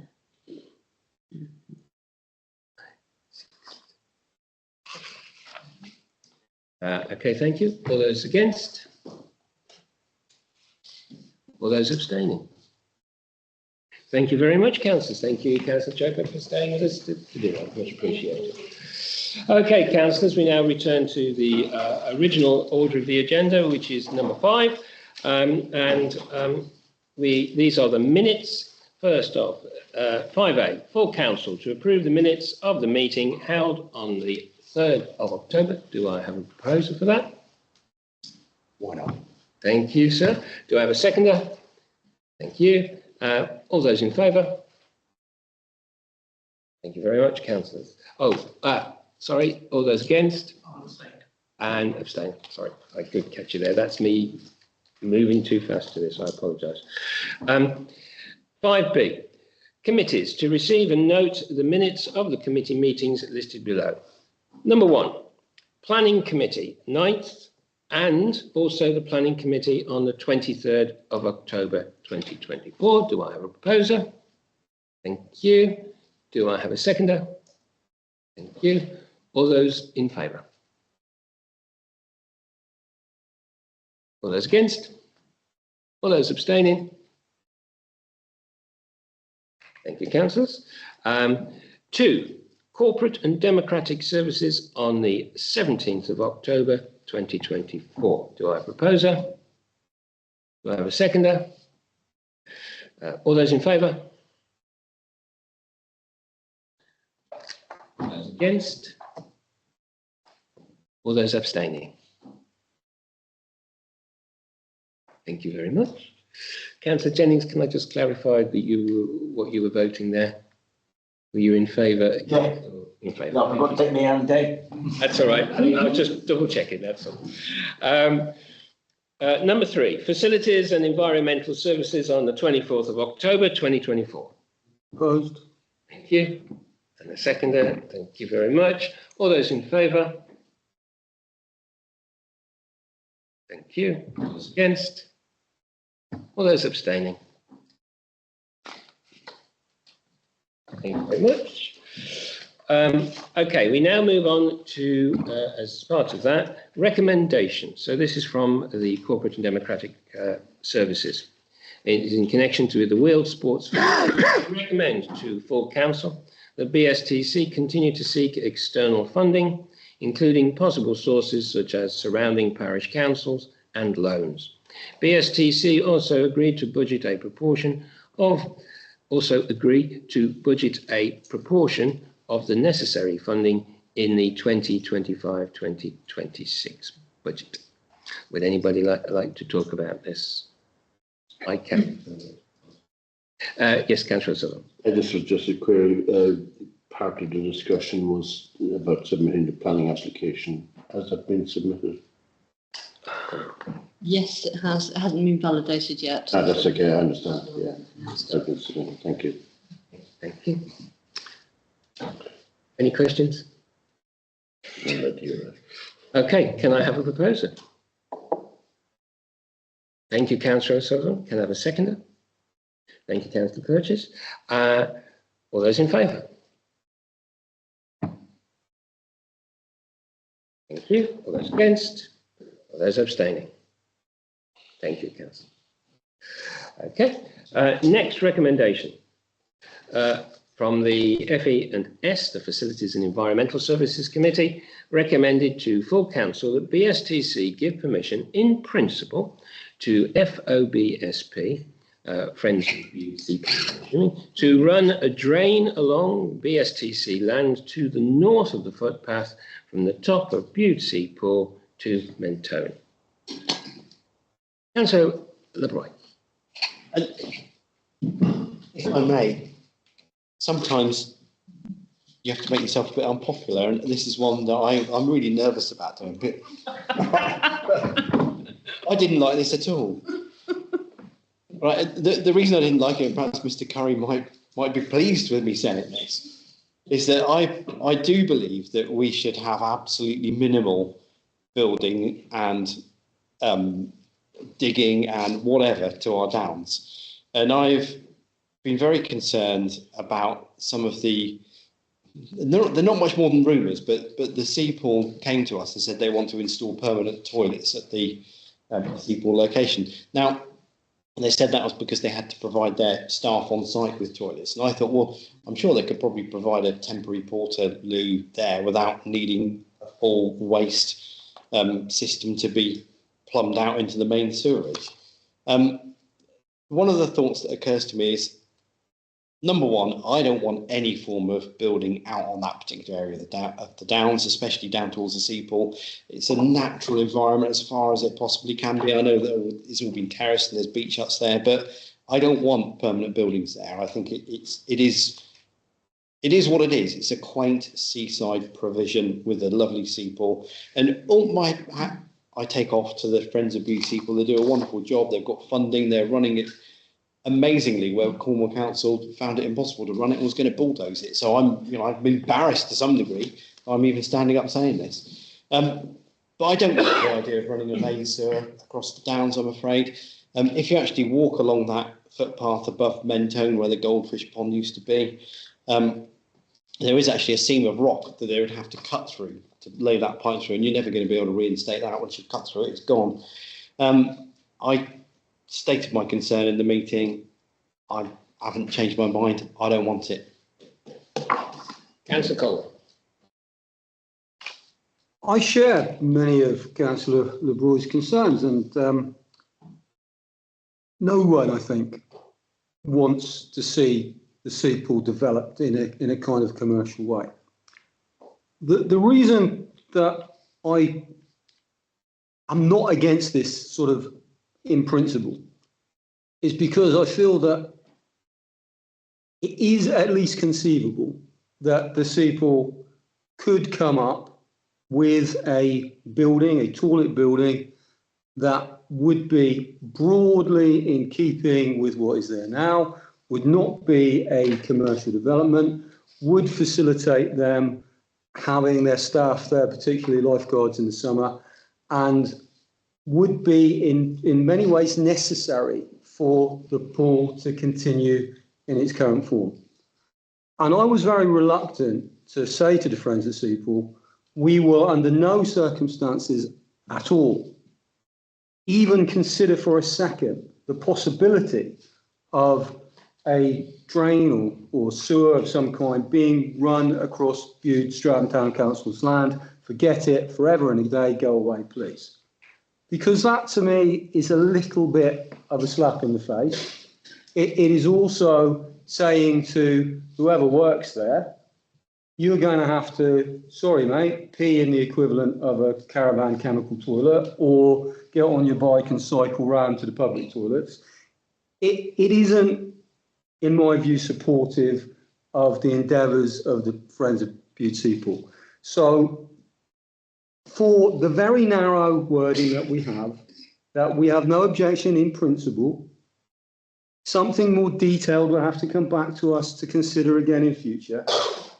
I think I would not like to say that there would be absolutely no possibility of any sort of toilet facility out there, plumbed-in toilet facility, that I could not support. And because of that, I feel that this very narrow resolution, or the very narrow recommendation of the committee, should be supported. Thank you. I think Councillor Corrigan-Turner, you had your hand up first. Yeah, it's possibly a bit of a thick question, so apologies in advance. It states a drain, and I'm presuming now that it is to do with the toilet. Is that right? Yes, so that's a sewer. Problem nobody seems to have understood. From the swimming pool steps. Hold on, that way, it's uphill. Hold on a sec. Right, Councillor, just hold on a sec. What was the question? What were you saying? I would like to know if have they put forward any greener options of a toilet facility there for the staff? Councillor Broad? So this is my concern. It's a foul sewer. It's the wording that should have been used. I think what we've got is the intent, right? But it intends to run by gravity. So exactly as Councillor Jennings is saying, that building will have to be right on top of the down. It won't be down in the terraces. It'll be right up on top. Right. Pump. Yeah. They could. That's what it is. Okay, hold on, guys. Please remember to go through the chair. And also, Councillor, it's your turn. Okay. Having listened to the aspirations of beauty people and what they really would like to do, just putting in a drain is the very, very thin end of the wedge. We're seeing it on the pitch and putt with the development of the croquet club. And much as I totally get what they're aspiring to, it would be to start to destroy Bude and what people come to Bude for. Because they would end up developing it commercially. It wouldn't just be a toilet for the staff. And as Councillor Lebroy has said, it would end up being a building up top, spoiling our natural seafront. So thin end of the wedge to me. And could I just point out that our harbour staff have to use a portaloo, which is inside the old lifeboat house down at the lock gates. It works for them. Okay. It works for a lot of other staff in temporary bit places. Thank you very much. Before I come, Not the nicest, but before I come to you, Councillor Deering, I'm mindful that I interrupted Councillor Jenkins. Do you want to add anything? I think you were making your point, and I understand your point, but I interrupted you. Well, you've either got to put the building up, or you've got to dig a hell of a trench. Because I take it they want to go and tie in to what was the toilets at Summerleaf Beach by the cafe. See, wonderful thing years ago, they took away all these toilets, and now all of a sudden they want toilets. I understand that. Councillor Moore, you also had something to say. Yeah, I was saying it'd be much like the barge, if anyone's familiar with that. It pumps it up enough to get it high enough to gravity feed to the destination. So that I presume that's what Friends of Bude Seapool would do. So the building wouldn't be stuck up and there wouldn't be an eyesore or anything. It would be where they are at the moment, where the container is and stuff like that. As I think Mr. Tilsey explained when he was at the meeting a couple of weeks ago. I mean, you know, we're in 2024. To expect to have a decent toilet for staff, and that is probably something that should be facilitated. And Councillor Cole would agree with the recommendation, really, to be honest. I mean, before I finish, any future development of that site is beyond the town council's footprint of land ownership, so it would be subject to planning consent and all the rest of it. And the town council, no doubt, would object to anything that was not attractive or whatever. So we've got no control over what goes on the terraces. It's just purely agreeing to allow a sewer connection across the town council's land. Councillor Deering. Yeah. So I wasn't in the country for the meeting, otherwise I would have been there to hear the detail of this. Obviously the principle of having facilities for staff, absolutely, that's like a non-negotiable. Then the staff absolutely should have facilities. But I have a massive issue with the concept of a foul sewer running across the downs. I had the same issue with the croquet club thing. So for me, on principle, are essentially the same issue. And I think the idea of there being a building there, that's a concept at the moment. We're not sure that is even permissible because of planning and the location of that land being where it is on like the coastal erosion line. It's kind of, I don't know, it's not somewhere that you would aspire to put building of any kind if something didn't already exist there that is a fantastic local asset. So yeah, I have a problem with this, not only the wording of the recommendation, because I don't think it's clear. Like drain, that doesn't actually, that's not accurate to what we're talking about. Sorry, Kevin. So yeah, I can't support this in its current form. And yeah, I think we do need to be mindful about the future use of what is very vulnerable coastal land. Thank you. Are there any other councillors that would like to comment on this? Councillor Purchase. Can I ask for advice of people who know way more about temporary toilets than I do? Would it actually be feasible to put a portaloo in that location and then have something able to empty it?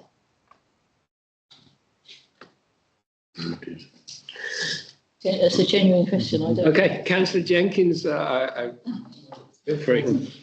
Sorry, Councillor Jenkins. Jennings. Oh, sorry, I apologise. Have I been saying Jenkins or? The biggest problem is you're going to have a bloke driving a truck or something down over the downs to get there.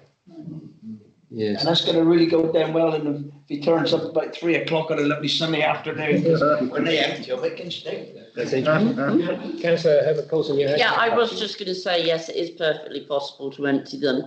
And having used the facilities at Royal Windsor Horse Show, which are temporary toilets again, because the Queen doesn't, or the King, they are very nice.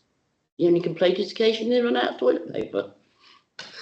Thank you. Councillor Colbert. I think we need to understand what is actually being requested here.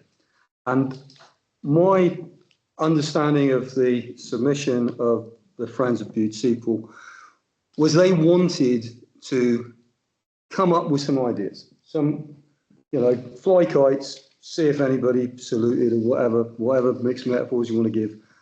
And they came to us for something in principle that would allow them to proceed to investigate the sorts of facilities they could create on that site. If we reject the principle, and I can remember that initially they were talking more about connecting to the cricket club, and the route that's being suggested over the Downs to Maintone was considered to be the less impactful because you could actually follow effectively the line of the path. Now, again, we're not giving them permission to get their Kangol hammers out and start digging. It is in principle, we will not totally reject your discussions to move forward on it. And if we say no as a council, then the actions of the Bude-Stratton, if I was Bude-Stratton, then I would I'd obviously take it as, well, we can't do anything. We can't do anything for our staff. We can't, it all grinds to a stop. Now, they presented it as having funds. They presented it as not wanting to be impactful upon the landscape. They were aware of the potential issues with climate change and the necessity to have a building that could be adapted and possibly even taken apart and put back together somewhere else. All of these things were mentioned. And I'm not, I'm one of the people around this table that is probably most comfortable with being unpopular. But to slap down the aspirations of a very popular local organisation without really seeing any detailed proposals is, I think, bold. And I would, in the manner of Sergeant Wilson, caution against boldness. Councillor Deering and then Councillor Jennings. Yeah, I'm okay with being unpopular. I'm vastly unpopular with lots of people. That's fine by me. Sorry, obviously I didn't see the plans. So you're talking about the foul sewer potentially, in principle, running along what is currently the designated footpath, but which in the future we've all been made aware might potentially need to be rerouted because of coastal erosion and the impact of our changing climate. So I do see a few issues, and I think without a presentation of a more temporary solution to what is a need for their staff, I still can't get on board with that, because I don't think like just having a permanent fixture is actually what we need to be thinking about when we're thinking about resilience in the future of buildings and infrastructure, because no one wants a bit of the cliff to erode and then a foul sewer to be hanging out of a bit of cliff. So again, it's about future-proofing the asset which we have, which is fantastic. How do we future-proof it? We make sure that we can provide facilities in a way that doesn't impact future generations to deal with the mess that we've created in the short term. Does that make sense? Sorry if that's like over talking it, but yeah, I just want to make that point clear. Councillor Jennings. I think it's better read number 8, don't you? Sorry. Yeah, it's selected. Yeah, that's what I'm kind of getting at. Yes, I do understand what you mean. Yeah. Okay. Councillor Moore. To move the meeting on, I propose that the recommendation is accepted. There you go. Seconded. Vote against it or for it, whatever. Okay, we have a seconder. Okay. All those in favour of the recommendation?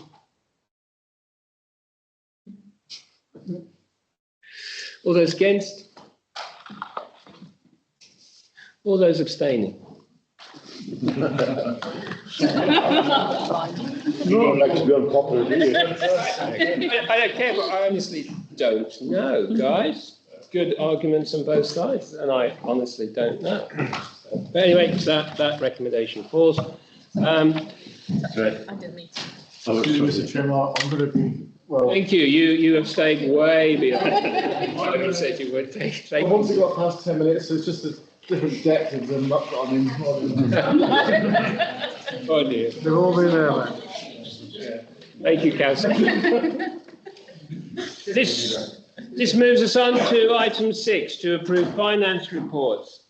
A, schedule of payments made between the 18th of October and 2024, 7th of November 2024. Sorry, I think I just said that. Both noted. Okay, seconded. All those in favour? Thank you. B, schedule of payments to be made on 8th of November 2024. Proposal, please. Proposed, mate. And a seconder, I've got there. All those in favour? Thank you very much. Moving on. Number 7, to endorse the Town and Parish Council statement on devolution for submission to the UK Government and Cornwall Council. I'm quite happy to talk on this because this came to me first as a mayor. Item 7. I have to say to you, there was a meeting of mayors in Cornwall, which I did not attend, but was advertised, and then a draft statement in response as an outcome of that meeting was made, and then mayors were asked about whether they would put their names to that. Having read the statement, I replied by saying, well, I'm minded to agree with your statement, but I cannot do anything until, as a mayor, until this has gone through council and been tested in council, which I think most mayors probably said that, and this is what this is doing here. The content of this is quite simple. Really, there is an ongoing discussion between central government and local councils at many different levels about regional devolution. And the point of dispute, there are many advantages outcome of regional devolution in terms of funding, in terms of self-direction and the rest. The point of dispute is, what is that region? There are suggestions of a southwest region, which is vague at present, which could mean anything from something being rooted in Plymouth and including Cornwall and Devon, or something rooted in Bristol and including Somerset, Devon and Cornwall. And the people involved with this, to the thing that I essentially agreed was that we felt that Cornwall was a viable region for all sorts of reasons. And if power and funding was to be directed, that it should be Cornwall based as a region.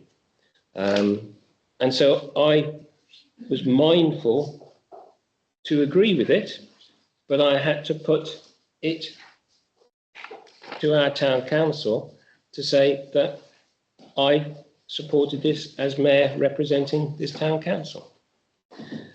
So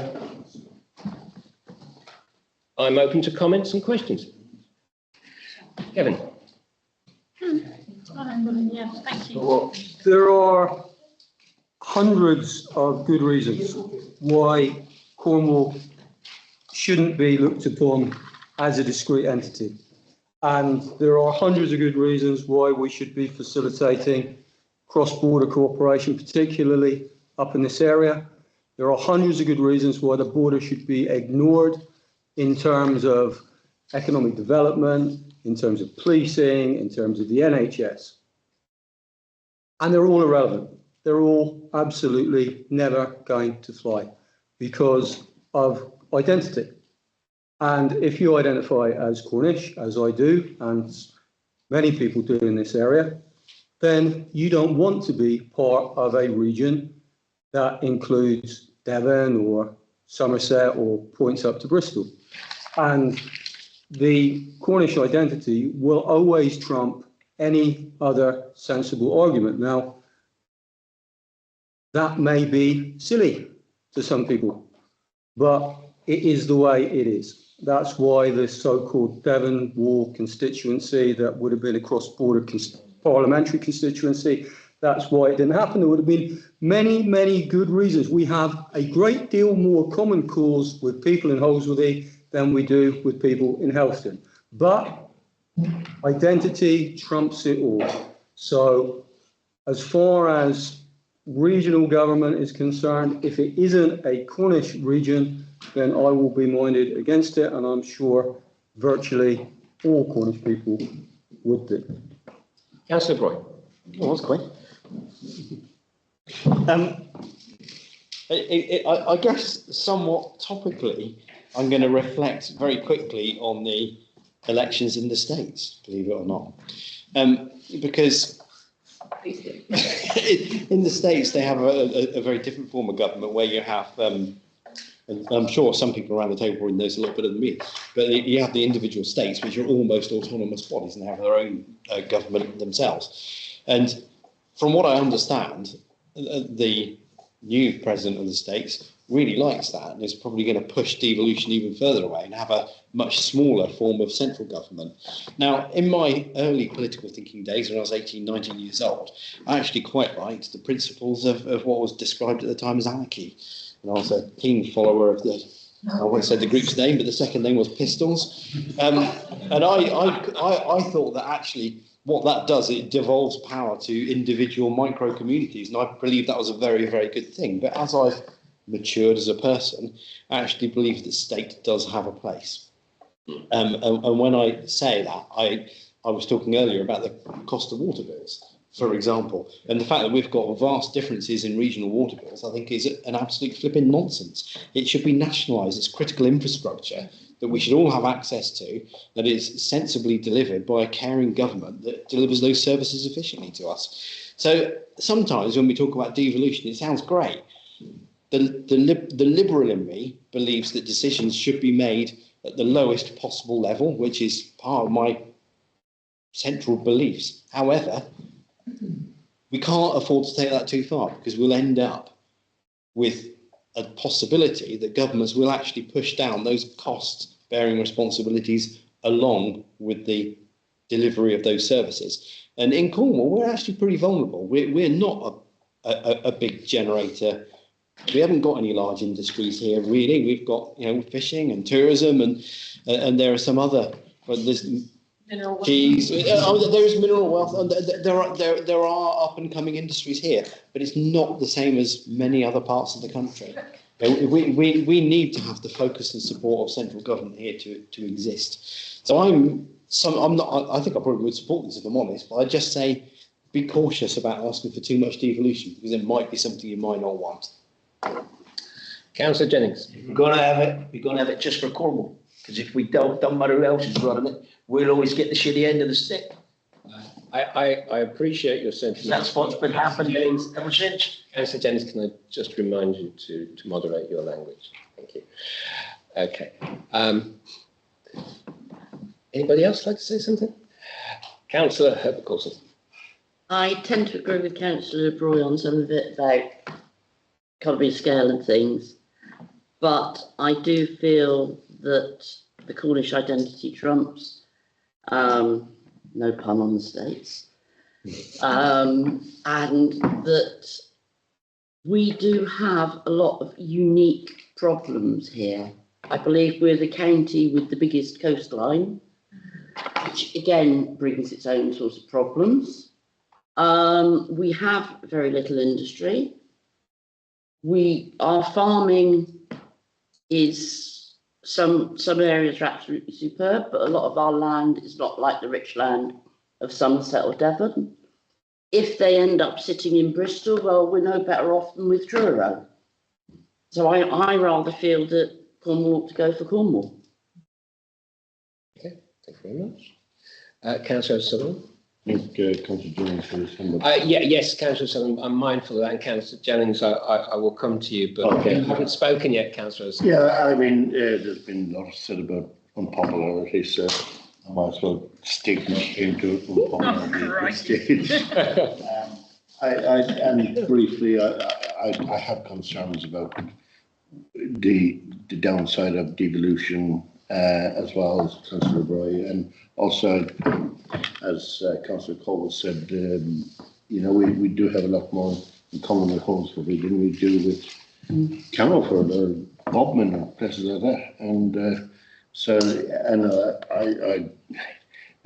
I'm a, if it's not too grandiose a term, a globalist, and I'm not sure nationality, national kind of thing does cause problems, as I would know from my background. Identity can lead to conflict, unnecessary conflict. So I'm not an identity sort of person. I understand. Councillor Jennings. Well, that's basically what maybe in Curl I've been trying to do for years, isn't it? Yes, there is that to it, except it's not stating, I would say that a political party obviously ultimately would want Cornwall as a separate self-governing unit, whereas this is not talking about that, that's talking about bringing more powers in, and where is that power going to sit? And so this is about a regional kind of recognition and regional power. It's not a national power. Perhaps maybe in Kernos, might view it as not yet, but it might be a pathway from their point of view. But I don't think at all that the regional development that's proposed by this government in any way is intending that. Because at the end of the day, we ain't going to be no better off if anybody else is running it. Yeah. Next question. I suppose, we can argue about whether we've got more in common with Holsworthy than we have with Truro, but actually this proposition by the central government is not about us making an alliance with Holsworthy. It's about making an alliance all the way across to Axminster and all the way across to Dorchester and all the way across to Bournemouth. So I completely accept Councillor O'Sullivan's view about nationalism and so on and the dangers around that. But my view is that Cornwall is a viable entity, whether or not, you talk about, national identity and so on and so forth, and the uniqueness of the area, which every place I've lived in will absolutely tell you their area is completely unique and their people are completely unique and all their difficulties and everything are completely unique. Everybody feels like that. But what we don't want is to have a situation where, in my view anyway, what we don't want to have a situation where our government, our local government, is expanded further and further and further with a kind of label of efficiency sitting underneath it. But actually what it is democracy, which ends up being destroyed, because the bigger the regional area, whatever that regional area is, the less we have any influence on it as individuals. And you can almost see that in terms of the unitary authority, the Cornwall Council Unitary Authority, and all the other unitary authorities. Dorset has become a unitary authority, Somerset has become a unitary authority, all the district councils have all gone. We have this layer of town and parish council, which is in democratic terms moribund. We have, according to Cornwall Council, 84% of the councillors who are sitting on town and parish councils are elected unopposed or co-opted. So, and the bigger that we have these kind of authorities, the more that will play out, the further away we will all be from our local government, and the further away we'll be from decisions that we could be making that are being made somewhere else. So that's my feeling. We should accept this. In response to Councillor O'Sullivan and the issue of identities causing issue, the Cornish motto is one and all. So although we value our identity, we do value it at all. A reply, Councillor O'Sullivan? Well, actually, before I go to Councillor Deering, I don't want to use it for tap, but I'm giving you. I was kind of generating in my mind before Councillor. Okay, thank you very much. I think Councillor Deering, you wanted to say something? No, sorry, I did want. Oh, sorry. Okay, I did want to actually respond or say something. Yeah, you know, identity is one thing, but should it be associated with the evolution of? I'm all for the Cornish identity. I support it, but should it be linked to to politics or to devolution of powers, whatever? I think there could be room for a distinction there. I certainly, in response to Councillor Purchase, I certainly, wouldn't be favourable to a bigger, because that moves it away. It's the principle of devolution in the first place. It depends on what's being devolved, who's going to be paying. So they're my concerns. But I don't want to kind of say, disrespect Cornish identity in any way, shape or form. But want to make that clear. And Councillor Deering, did you want to say something? Yeah, I just, like Philip has basically really eloquently summed up all of the points, as have everyone else. I just wondered if we could, I'd like to propose that we endorse this. If we could move it on. Okay, brilliant. I need a seconder. Thank you, Councillor Jennings. All those in favour?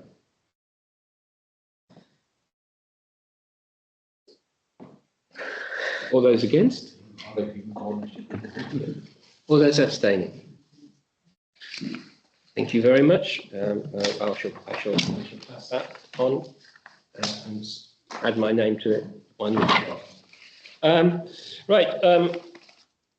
We are now on to item 8, to consider lobbying Cornwall Council to ensure the safety of and public awareness about the cliffs at Mentone, Summerlees Beach. I hope the councillors have seen the photographs that were supplied to us. And of course, this was an issue that was raised by a parishioner, a Stratton parishioner, I think 2 months ago, who was very concerned in the summertime with the state of the cliffs, and particularly that people were basically, our visitors were just sitting underneath it and ignoring the blatant risk that was there.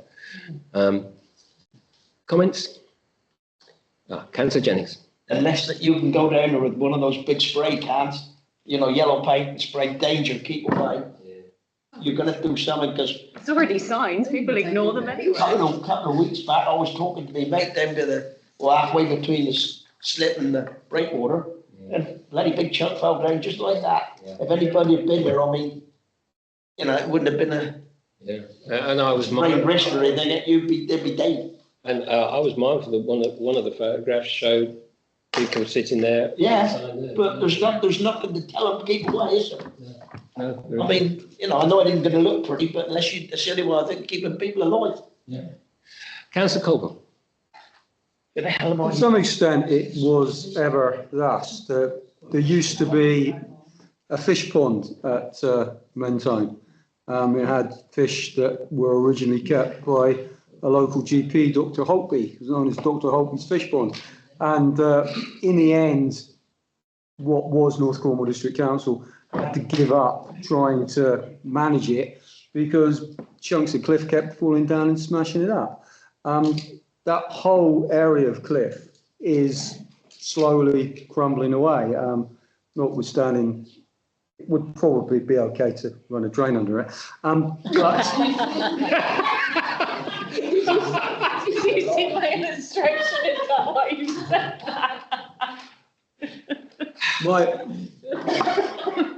I think the term was hoisted. Point of order. I haven't got a clue what the order is, but. Oh dear. To come back to the substantive point, it would be very difficult to adequately sign with enough emphasis to keep people away. In terms of motion around the table tonight, I would say, you know, suggest to Cornwall Council improve signage, but my own feeling is no signage would be improved enough. People will still sit there. And the question then becomes, at what point do we recommend some kind of barrier, at least up on Mentone, to actually keep people away from it? Because without a physical barrier, and you obviously can't do that on the beach itself, but you can do it at the top around Mentone, I don't think you're going to keep people away. It's a crumbling cliff, and 'twas ever thus, unfortunately. Anybody else want to say anything? Councillor Roy. I mean, I picked this up after Mr. Bickle brought it to my attention earlier this year. We had the county surveyor come down and look at it, and he did say that perhaps I think they described it as a scaling activity. Basically, they get a team of blokes come in and they come down on ropes and tap the loose bits away, but they would never tap the chunks the size of cars away. They come down unpredictably when they're ready. I mean, I do see the danger. You see the photographs. I wasn't sure that I'd actually taken that memory stick into the council, but I must have done if they're on the agenda. So that's good. But I do think, having had it brought to our attention as a council, it's a requirement that we should ask Cornwall Council to increase public awareness of the dangers that they are in if they are near that cliff. We're not going to stop it. Where they decline to do the descaling, they're probably quite right, but increase signage, whatever we can do, so long as we raise our concerns with Cornwall Council officers, we've done our job. It's not our property, it's theirs. Yes. Councillor Jennings and then Councillor Deering. That's why I voted for them not to put that trench through there. You can't go digging around with that stuff, can you? Thank you. Point. Councillor Deering. I'm not going to mention any names, except I just did. They're like other beaches that have big issues, like just down the coast. With this, have like temporary signage that is placed on the beach head itself, as well as things that are on the cliff. I think maybe that's what we could ask Cornwall Council to provide, if possible, because it clearly exists within their suite of signage. Because I've seen it down at Sandymouth. So, yeah, we need to be on it really. Okay, Councillor Hannah. I suppose we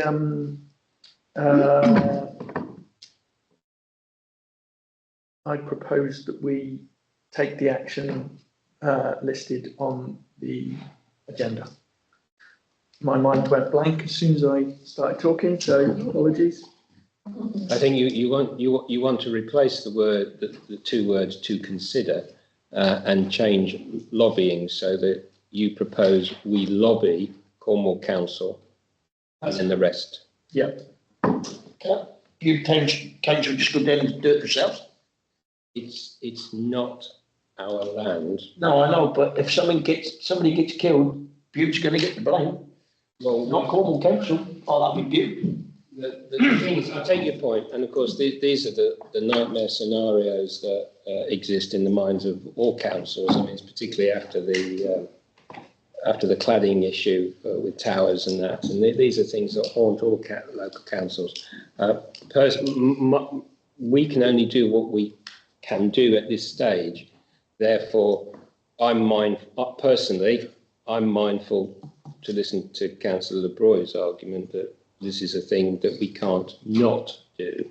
We should do this and see where that takes us. That's my view. Okay. Councillor Purchase. And we can only do things that are lawful. So we can't, as a council, make a decision to pop down and put signs on somebody else's land. You as an individual might think you can do that, but we as a council can't propose to do that. Okay, we have a proposal. I'd like a second. Oh, Councillor Cook.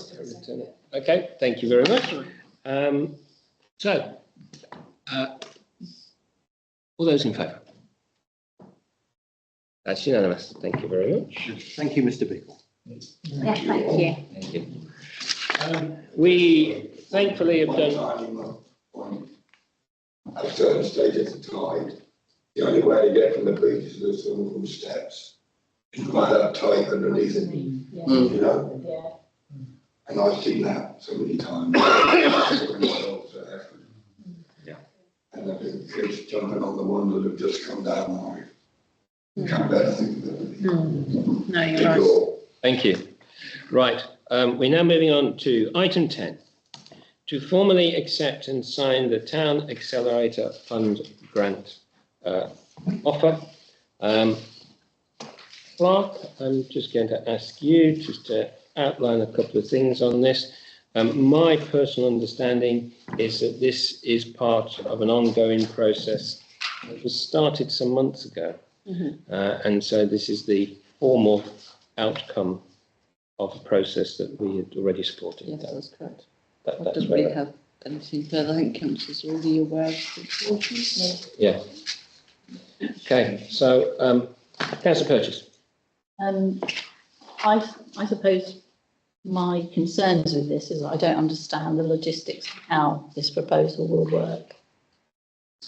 From what I'm taking from the document that we've got and from the project brief that we've got is that Cornwall Council will provide £12,000 of funding for an activity that the town team is going to carry out. The town team is not a constituted organisation, so the town team presumably doesn't have a bank account or any ability to sign contracts or anything like that. So I suppose my query is about the logistics of this, first of all. Are we going to hold on to that £12,000 and then the town team going to produce some kind of tender exercise and then award the tender and then manage the contract and then decide whether the contract has been fulfilled, and at that point we release the money? Or how else is this actually going to work? Because from my perspective, the town team is an organisation that we don't have any kind of real control in. We're not a lead partner of that organisation. We're a voting partner, but one of many voting partners, and we don't have a majority stake in it. So my concern is that we will potentially put ourselves in a situation where we will give money to an organisation where we've got no influence on how that organisation carries out its activities, and that money is then our liability. So really, it's just, for me, what are the logistics of how this arrangement between BSTC and the town team are actually going to be carried out? Yes. Yes, well, so indeed, that is my understanding of what the process would be, in that the council had sort of agreed that they would hold the funding for the town team for the reasons you explained, and that the town team would then draw those funds down from us once they had been through that process of identifying appropriate providers and doing all the due diligence, which we would oversee as well, which we would be aware of before releasing the funds. So, as you just described, basically. So I suppose my question is, how are we going to oversee? How are we going to ensure that that process is carried out in the way that Cornwall Council requires? For example, by whether it's a fair and legal process and all the rest of it, when we don't have any particular control over that organisation. Before you answer, Councillor Boy. May well be that Clark had something amazing to say. No, I didn't. I'm quite happy for you to. So,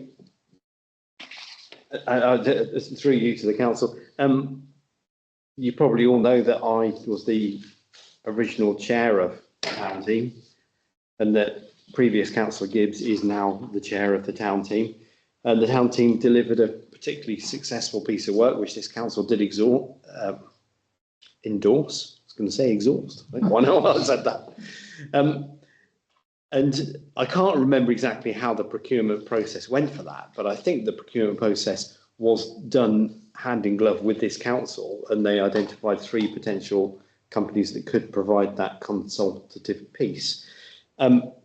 As I understand it, the town team itself doesn't have a bank account, so it can't actually spend any money. It's only this authority that can spend the money.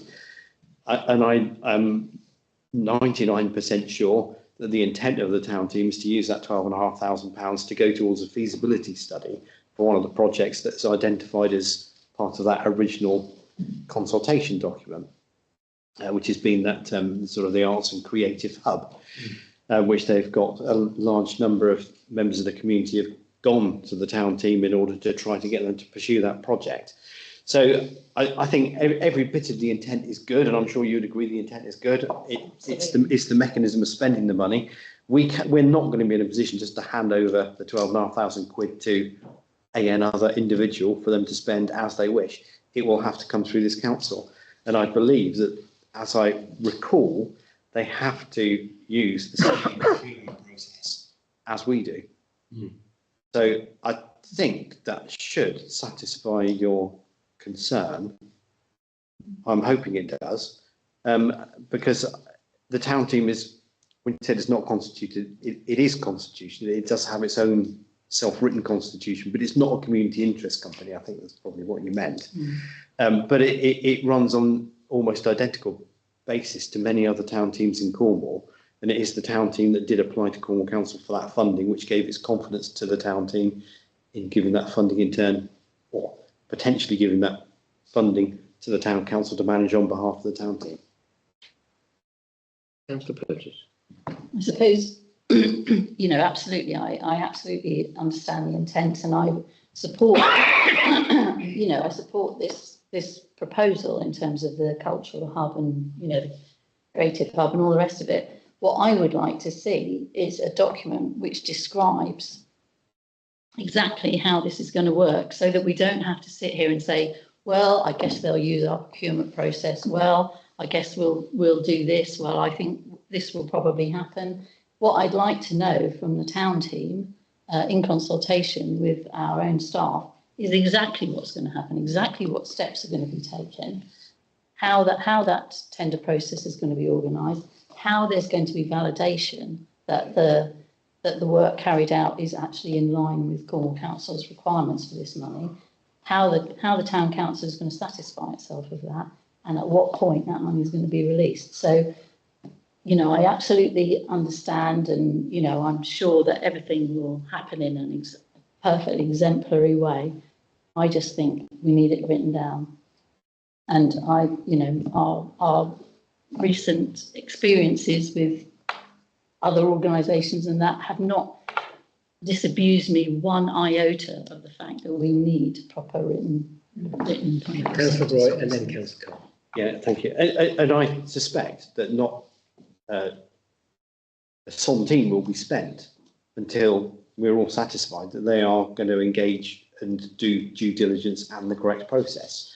And I'd remind you that we have been through process with the town team before, and I don't recall there being any problem. And no money can be spent until we authorise it. So I take but the town team has, I'd remind ourselves, delivered probably the most successful bit of consultative work and documentation that throughout the life of this council has seen. Let's go. I always have intellectual sort of philosophical problems when we're talking about the town team, we're talking about BCP, because they are for me funding bodies. They are for me ways in which to bring money into the town. And that should be good. 18,000 quid coming into this town from Cornwall Council should be a blooming good thing. 12,000, that's done correctly.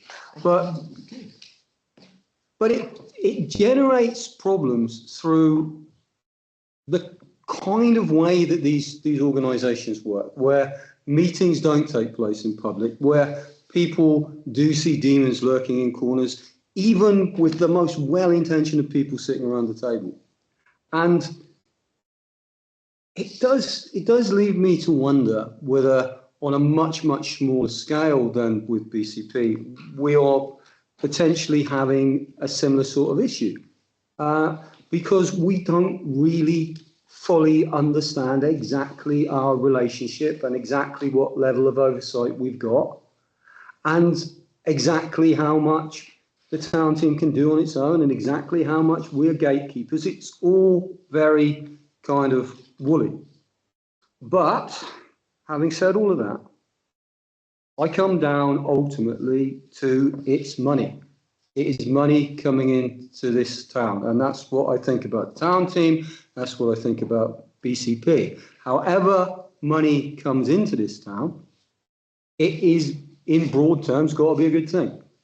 And to have £12,000 come in for further work on those items that have already been identified as of public interest to proceed with, the fact that we don't know exactly how BCP is going to, or sorry, town team is going to do this, we don't know exactly who's going to end up creating it and what they're exactly going to do with it. To me, we need to park that slightly, just take a little bit of a leap of faith and just accept the cash. That's my view. Councillor Herbert Coulson. I take developers' concerns. I take what Councillor Roy said. What Councillor Cole has said as about money in. If I remember correctly, the town team's big consultation thing was actually conducted by an outside organisation that did not come from Bude. So to say the money actually came into Bude, yes it did, but it didn't. Yes, because those people would have had to come and stay in Bude area to do their surveys and what have you. But the majority of the money went out, just like they spend at Morrison's. So that's one of my sort of concerns, and it's from what I did read through this quickly today. It's to do with looking to see about provision for a digital creative hub, which the town team say has been raised by a lot of people is needed. My question is it really, really needed? Is it just one of these things that people say that, oh yeah, that sounds like a nice idea? And then if this consultant or consultancy that come in and explore this idea, come back and say, yeah, you really, really need it, who then provides it? Who's going to cost the provision? There's all these consultancies, the questions are so loaded, they can't lose. That's just my concerns with it, but in principle, yes, I'd like to vote for it. I'm tempted to reply, but I will get Councillor Roy and then I will get Councillor Purchase, and then I think unless any other councillor wishes to add new information, we will have to go towards a voting situation. I'll try and agree. I think what you're describing is it's almost the problem that is created by the way that the funding threads through from central government, through Cornwall Council, then into local communities. So we're effectively trying to work within a system that maybe is suboptimal. It might be, if you're trying to fund sensible developments for Bude, there might be a lot better ways of doing it. It's a bit like the CTAP funding. It can do an awful lot of great things, but what it can't do is bend the breakwater. And you think, well, that's just flipping stupid, isn't it? I sometimes have to be honest about these things, is that they're not perfect. The town team model is as prescribed and based on modelling that was provided to us by central government, and it was run past Cornwall Council officers, and they all agreed that the model fits with how they want it to be. They wouldn't have even offered the funding if it wasn't. It probably isn't perfect. There probably are potential problems. I take absolutely what you say about the process, but nobody's going to parachute in with a great idea and spend loads of money. They start from the ground upwards, and that describes the process, however painful it might be to see chunks of money come in and then go back out on consultants. That's just the way it has to happen to attract the larger parcels of funding. And if there had been a consultancy agency in Bude that could have done the work to a level that was required, I'm sure the town team would have preferred to use them. They didn't choose to go to somebody, I think it was Bristol, the company came from. They wouldn't have chosen to go to Bristol, but again, the town team is required to use the same fiscal management rules as the council, so it went out to tender, and the best tender just happened to come back from that place. If I could determine through my membership of the town team that was spent in Bude, I would do that, but you can't. It's just the way it is. Sorry. No. Councillor Purchase. I suppose one thing to remember is that when the town team did their first consultation, they were actually a body that was part of this council. They were set up by this council and they were run by this council. That isn't the case anymore. They've got a new institution now, and we've approved it, and they're an independent body. There are conditions to this money. One of the conditions is Bude-Stratton Town Council is the recipient of the money, and the recipient will provide at its own cost all information reasonably required by the council, which is Cornwall Council, to allow the council to determine whether the grant outcomes are being or have been successfully achieved, and that the recipient agrees to put in place and keep in place systems to prevent fraud or misappropriation of the grant monies. Now, for me, as a minimum, those two requirements, of the grant money, mean that we should at least have a plan from the town team about how this process is actually going to operate that we can look at. And then I think we can take a considered view about drawing this money down and about providing it to the community. I don't think it is unreasonable to ask an arm's length body over which we have no control, but over which the money is our responsibility. We will have to pay it back if anything goes awry. I don't think it's unreasonable to ask them to provide us with a detailed plan of how this project brief is going to be delivered, this particular project brief. I don't think they have a problem with that. Yeah, so I think personally my proposal would be that we ask the town team to do that and that we come back to the table with this next month and with that extra piece of information. So we can accept the money from Cornwall. This is what this is about, is accepting the money from Cornwall Council. whatever the relationship with the town team is in the way, in terms of the way the money is spent, if we require that, and we can ask that of them. And I think they would provide it as a matter of course anyway. They're not just going to ask us for a cheque for 12,500 quid to be spent on something. We would have to perform due diligence as we did before on the previous consultation. All this is about is saying, can we accept the £12,500? We're not going to immediately dish it back out again. I'm getting into a circumstance here where we're going backwards and forwards between two councillors. And I'm aware that we've got a lot of silent councillors here, and I did say that we really need to move towards a vote. I'm conscious of time here, so we could go backwards and forwards all night potentially on this. Councillor Herbert Coulson. Do I propose then that we formally accept and sign the town accelerator fund grant offer? Because this is just, as Councillor Broy said, sort of like saying yes to it, and then we should get the due diligence, what have you, from the town team. Well, point of order, I've actually made a proposal. Oh, sorry. Sorry, I wasn't aware that you.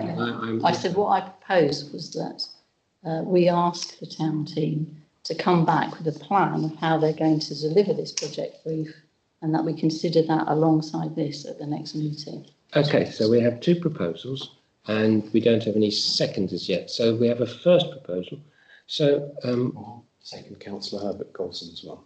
So you have seconded. So we have proposal seconded. Do we have a seconder for Councillor Purchase's? Councillor Purchase made her proposal before Councillor Herbert Coulson had. I already had my hand up as well, but I mean. Me too. Sorry.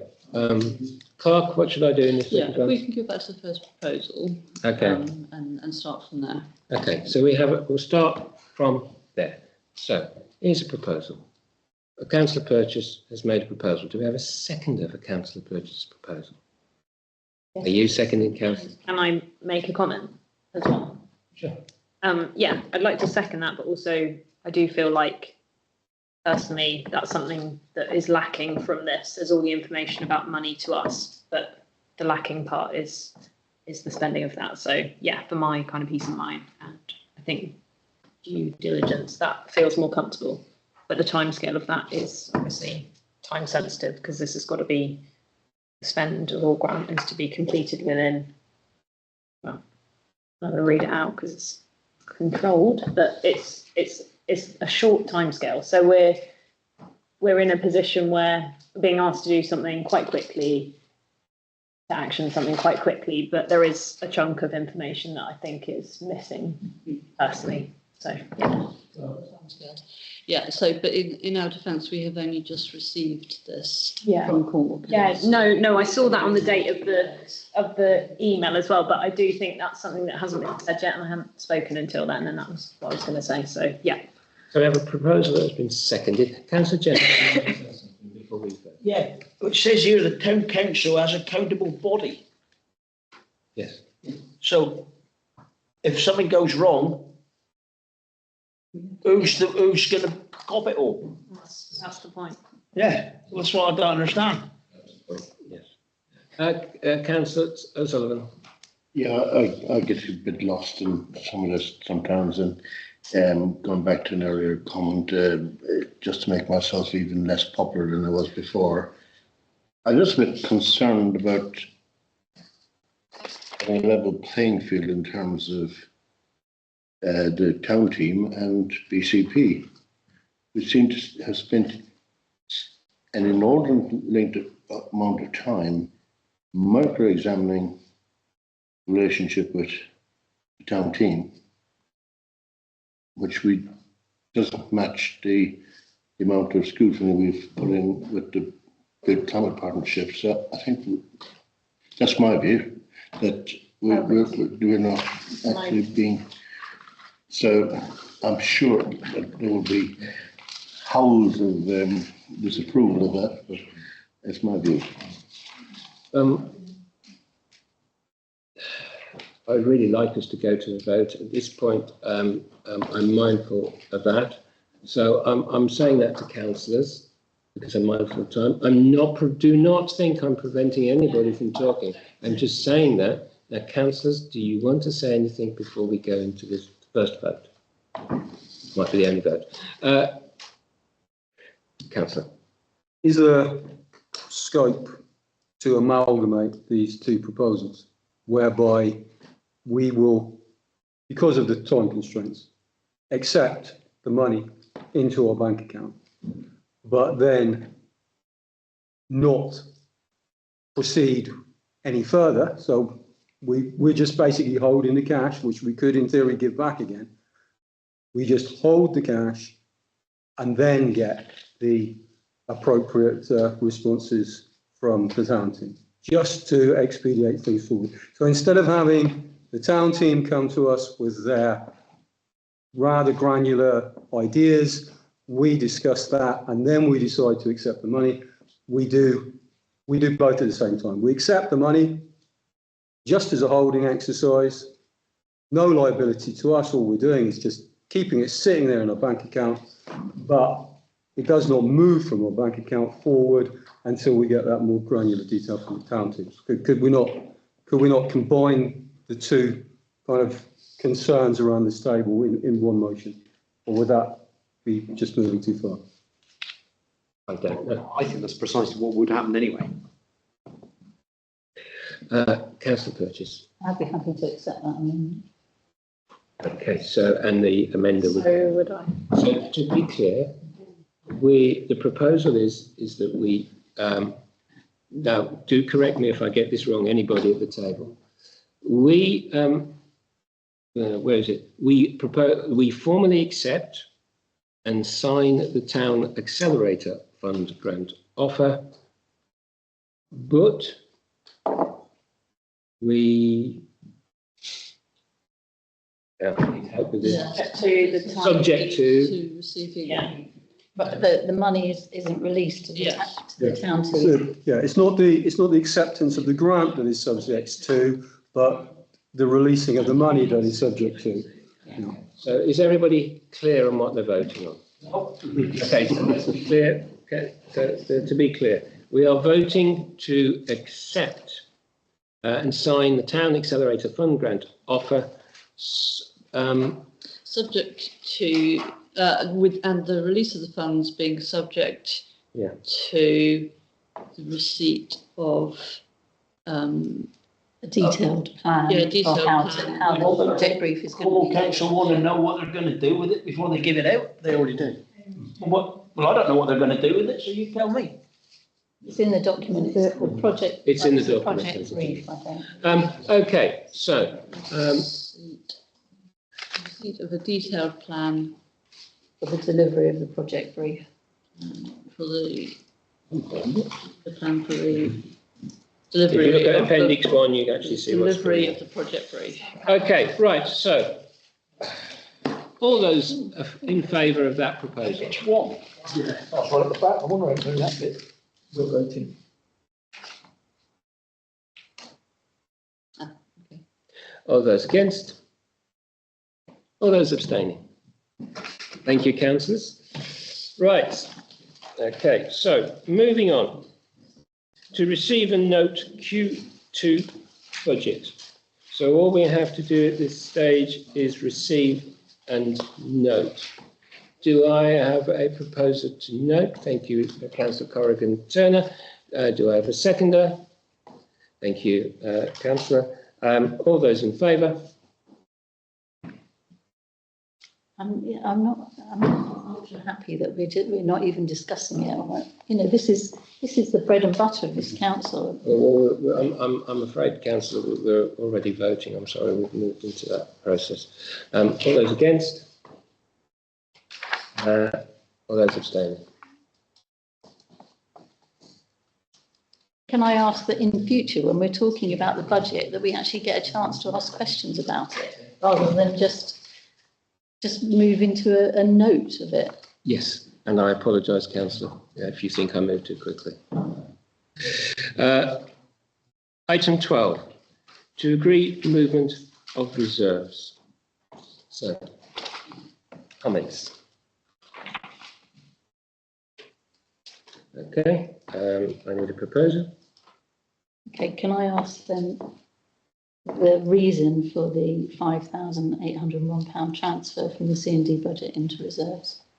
I don't know for sure without checking the RFO. That's why it's really good to have the advance on and anything really technical. If I could just, for a second while I've got the floor, just say that regarding the last item, I think I also agree that it's the progress of the council's financial state throughout the year and looking at the budgets. And so the additional report that came around, I know it's a bit last minute today, I think it's really important that we do have that discussion and have the opportunity to have a look at that. I'm really sorry, I don't know for sure why that movement is in place. I'll find out and let you know. I feel it's difficult to approve a transfer of money if we don't know why it's happened or what it's about, really. Further comments from councillors?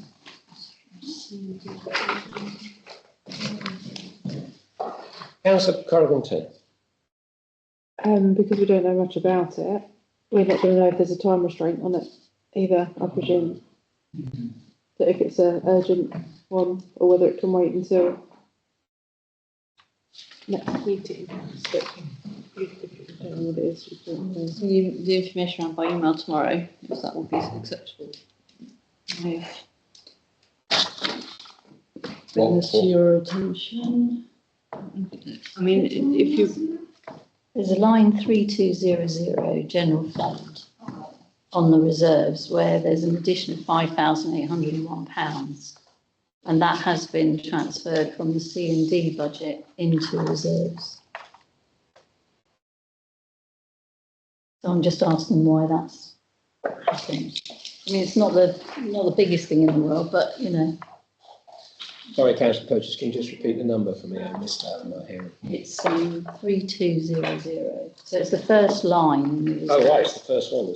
It says general fund. Yeah, and it's the 5,801 has been added to the original total. It's from, in red it says from budget 2024 to 25. And that has come from the budget of the C&D committee. Right. So that has actually come from the budget for C&D. Deficit balance. Yes, that's it. It says reserve deficit balance to be moved to reserves.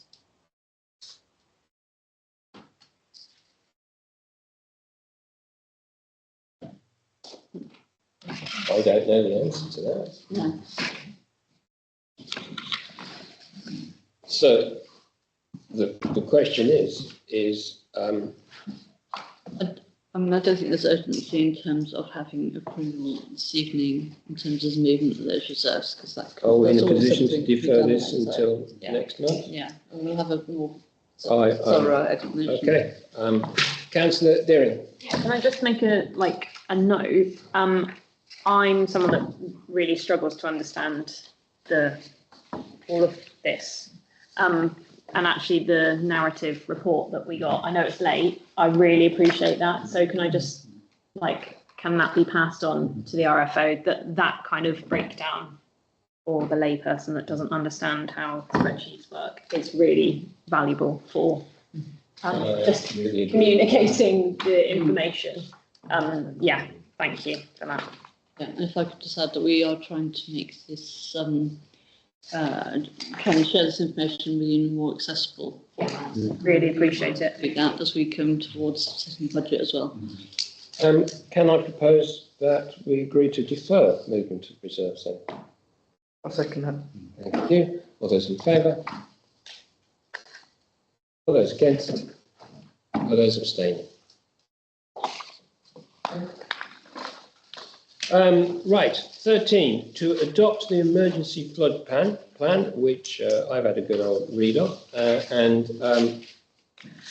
obviously, as we've talked about, it's a thing that we need to plan for, and so what you have is a 25-page document that details what is done, who does what, the areas that particular areas that might come under such stress, and there are particular detailed responses that happen to those particular areas, places where people can go, who is to be phoned, who starts the thing in motion, and what actions are taken. So from my perspective, reading this through, this was a rather thorough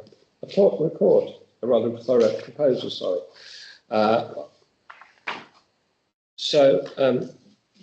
I ask for comments. I would propose that we accept it, because having had Comments about it, just want to say that before.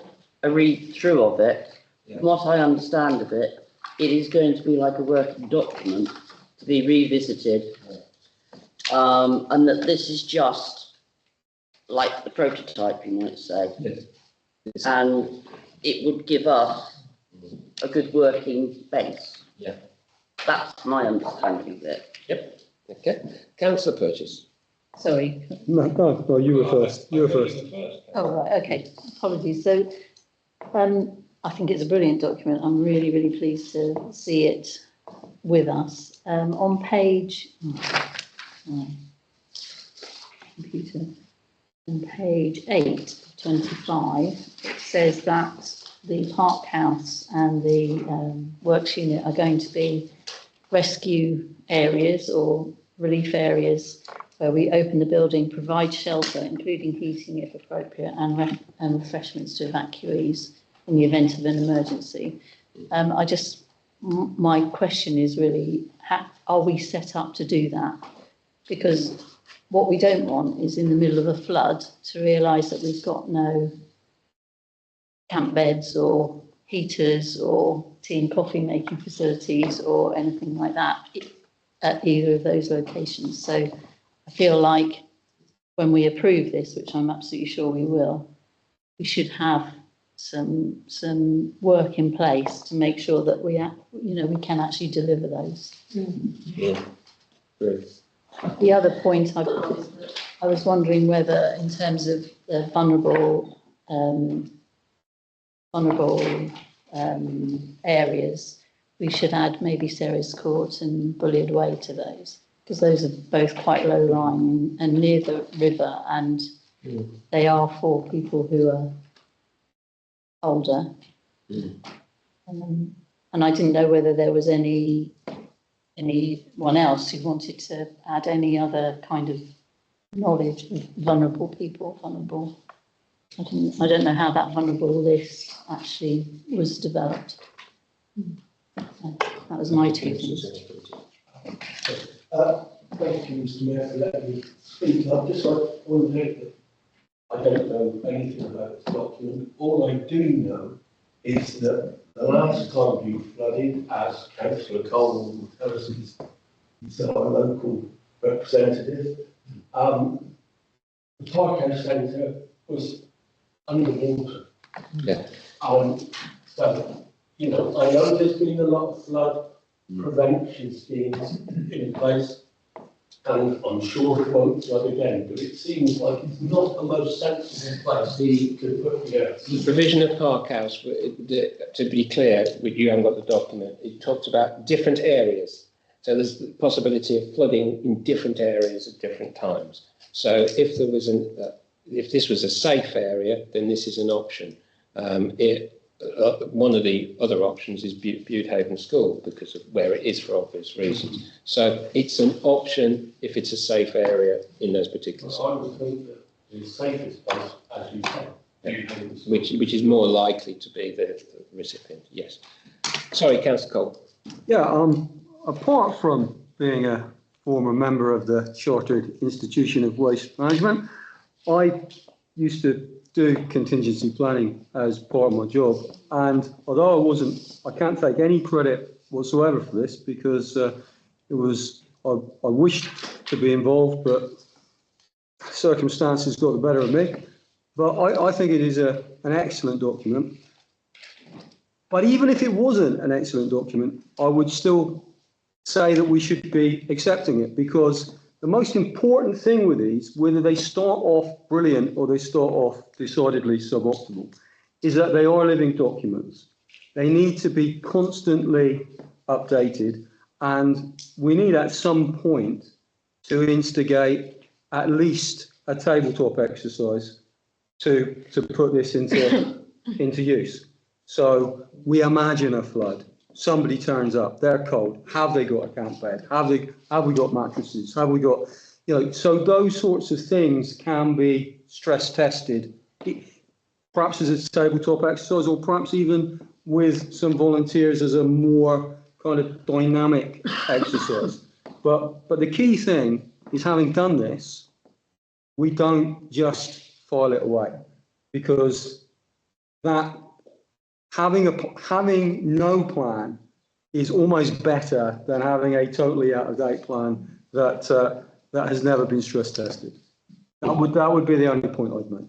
Before I go to Councillor Corrigan-Turner, the clerk might say something. Yes, I'd have a few points to make. I'd like to thank the Deputy Town Clerk, who's done all the work on finding talking to the potential rest centres and pulling all of this together, and he's done also work on this, has been really helpful. This document is based on the one that I worked on previously at Parents Below, and has been much approved and recommended by Cornwall Council and the Environment Agency. So they are happy with that as a template, so we kind of built on that. And once this has been signed off by you, this is going to go to Cornwall Council and the Environment Agency for them to check on their side as well. The one thing that was missing until very recently was the volunteers, names of volunteers to include, which won't be in the live document for GDPR reasons, but we will keep hold of those contact details. And I've just heard that the Canoe Club have come on board en masse. All of their members have agreed to be volunteers. We've got more than enough volunteers.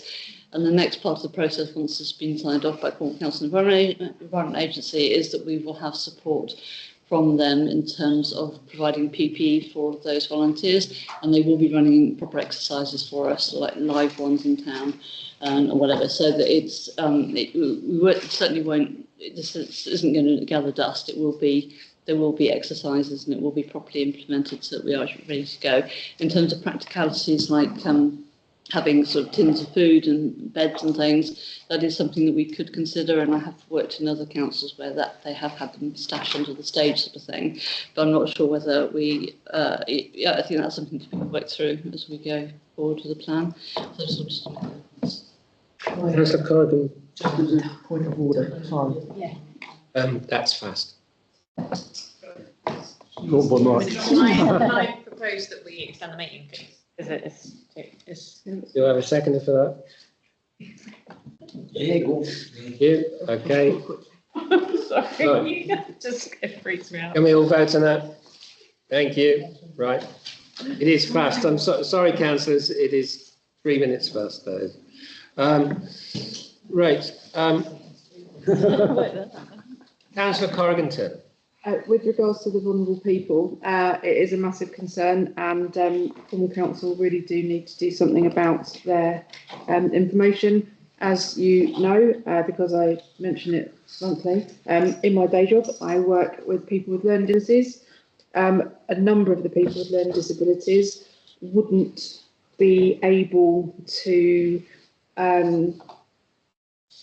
read this, because I understand it's going to be an easy read option apparently, but they wouldn't be able to possibly go to the place they should do without assistance. And as for your comment about the lists, I recently tried to get some information under the Freedom of Information Act, and they could only give me people that had an EHCP, which lasts until they're 25, and that's children.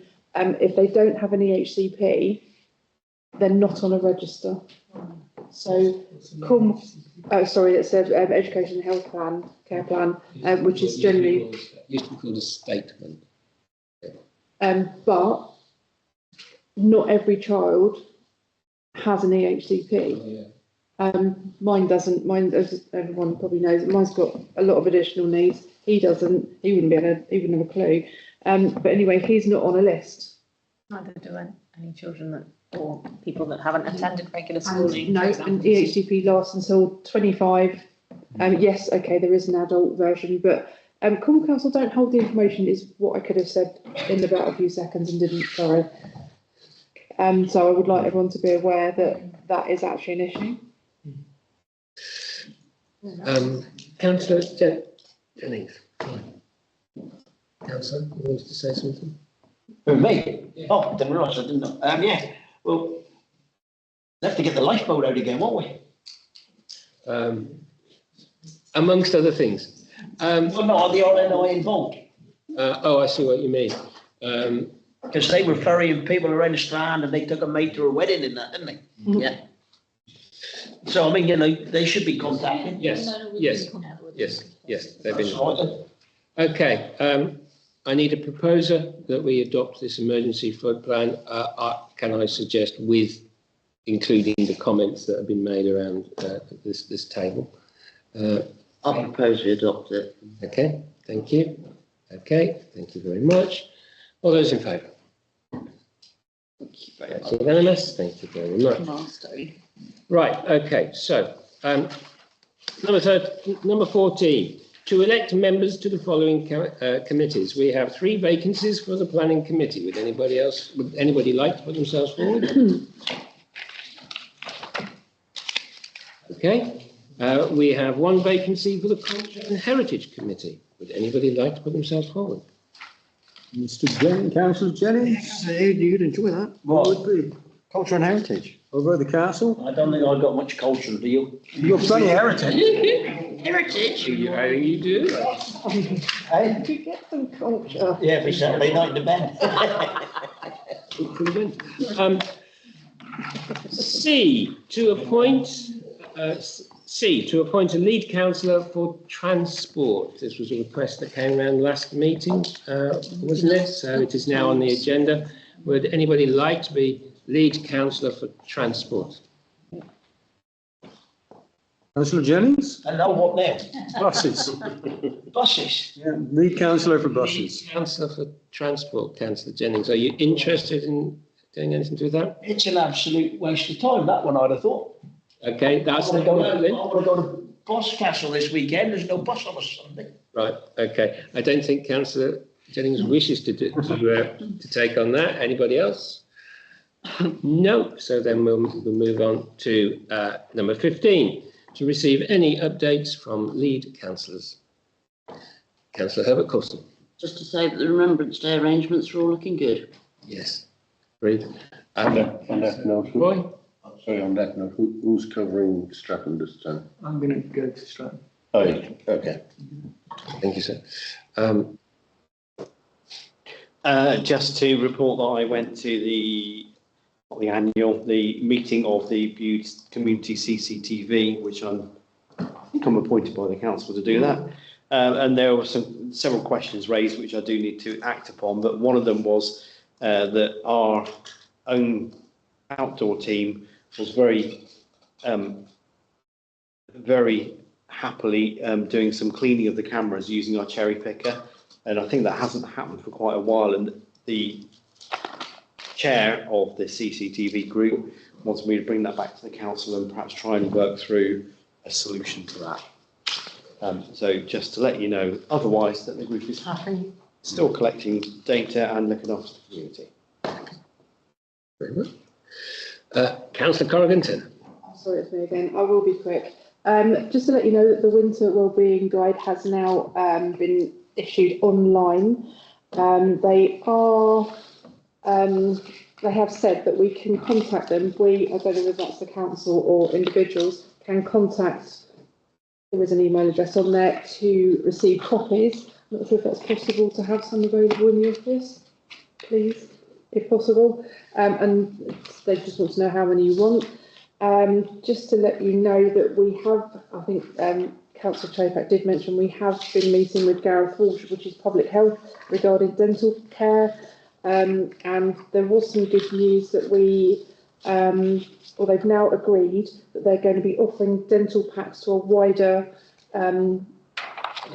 range, that's probably not the best use of words, of children, whereas it was very limited. And so that's a massive thing. No, it's not an answer to the issue with the dentistry, but they're trying to do something from the bottom up.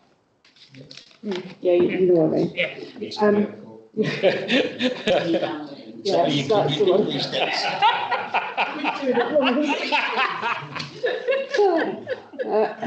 And that, I was going to say this work being done to find funding to be able to have the packs available at the food bank, but Councillor Chope, as mentioned, is going to be using some of the community chest for that. We are still working on continuing to get more dentists in the area and also lobbying for the dental van to be visiting, which is looking possible. I was recently made aware of a problem. Apparently there was a dentist in Bodmin Hospital that was able to accept patients with additional needs, not just mobility-wise, but accessible neurodivergent. There's a lot of problem with children with sensory processing, sensory issues, all sorts of things that can't go to a normal NHS dentist. That has been removed. So someone's let me know. I have now been in contact with someone about that, and we're meeting to discuss that with them, I think, next week. Councillor Trevor also mentioned the meeting we're going to next week, which is the health needs of the Bude-Stratton population with the place director for North and East NHS Cornwall. They have also got something online. I haven't looked at it properly for otherwise, but I think you can get Word documents that you can print off and send off. And there is a Gov project with the Help Build a Better Health Service Fit for the Future, asking for people's opinions. I know what some of the answers are going to be, but we've got to try and start somewhere. And if you do want that, just let me know and I'll pop the link over to anyone that's interested. Councillor Jennings, you have a question? Done the steps from Life's a Bitch down to somebody's speech acts. They made a good job of that. Oh, I should have reported that, shouldn't Eh? I should have reported that. Well, I just have. Thank you. No, I should have done. Did you know? I did. Well, I only found out yesterday. But I don't know what the hell they're doing about the bridge, if anything, yet at Crookneys. Okay. Thank you, Councillor Jennings. Councillor Porteous. I just wanted to ask Councillor Croydon-Turner. It feels like another survey about what people actually want. I feel like we've kind of gone around that loop, haven't we? I am expecting. Sorry, may I?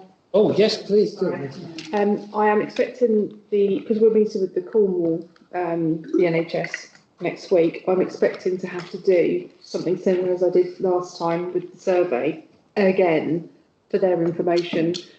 The NHS one, I'm only trying to promote it just to make it a bigger thing. Yes, it is another survey, but they're not listening. And I'm sort of lost on what else we can do apart from just try. Councillor Sullivan.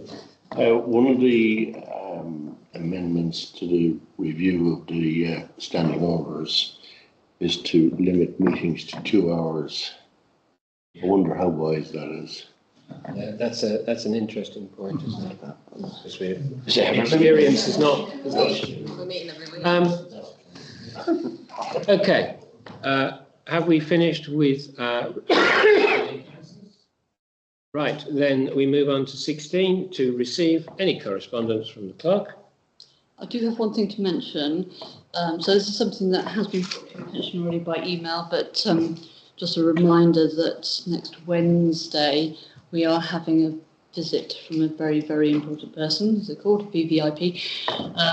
It's a royal visit. So this is from the Duchess of Edinburgh, who, if some of you are not quite sure, are the royals. It's it's Prince Edward's wife, Sophie, who's been stepping up quite a lot recently, but sort of stepped back now. There's people's health recovered or whatever. So anyway, she's going to be arriving at the castle at 1:30. It's a flying visit, really. It's only for an hour or so. She's going to be walked around the castle and unveil a plaque and what have you. So quite a lot of work has gone into this, particularly on the part of the Deputy Town Clerk.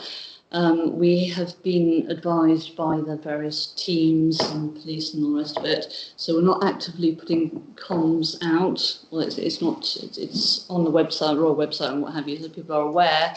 But we're not doing proactive comms, if you like.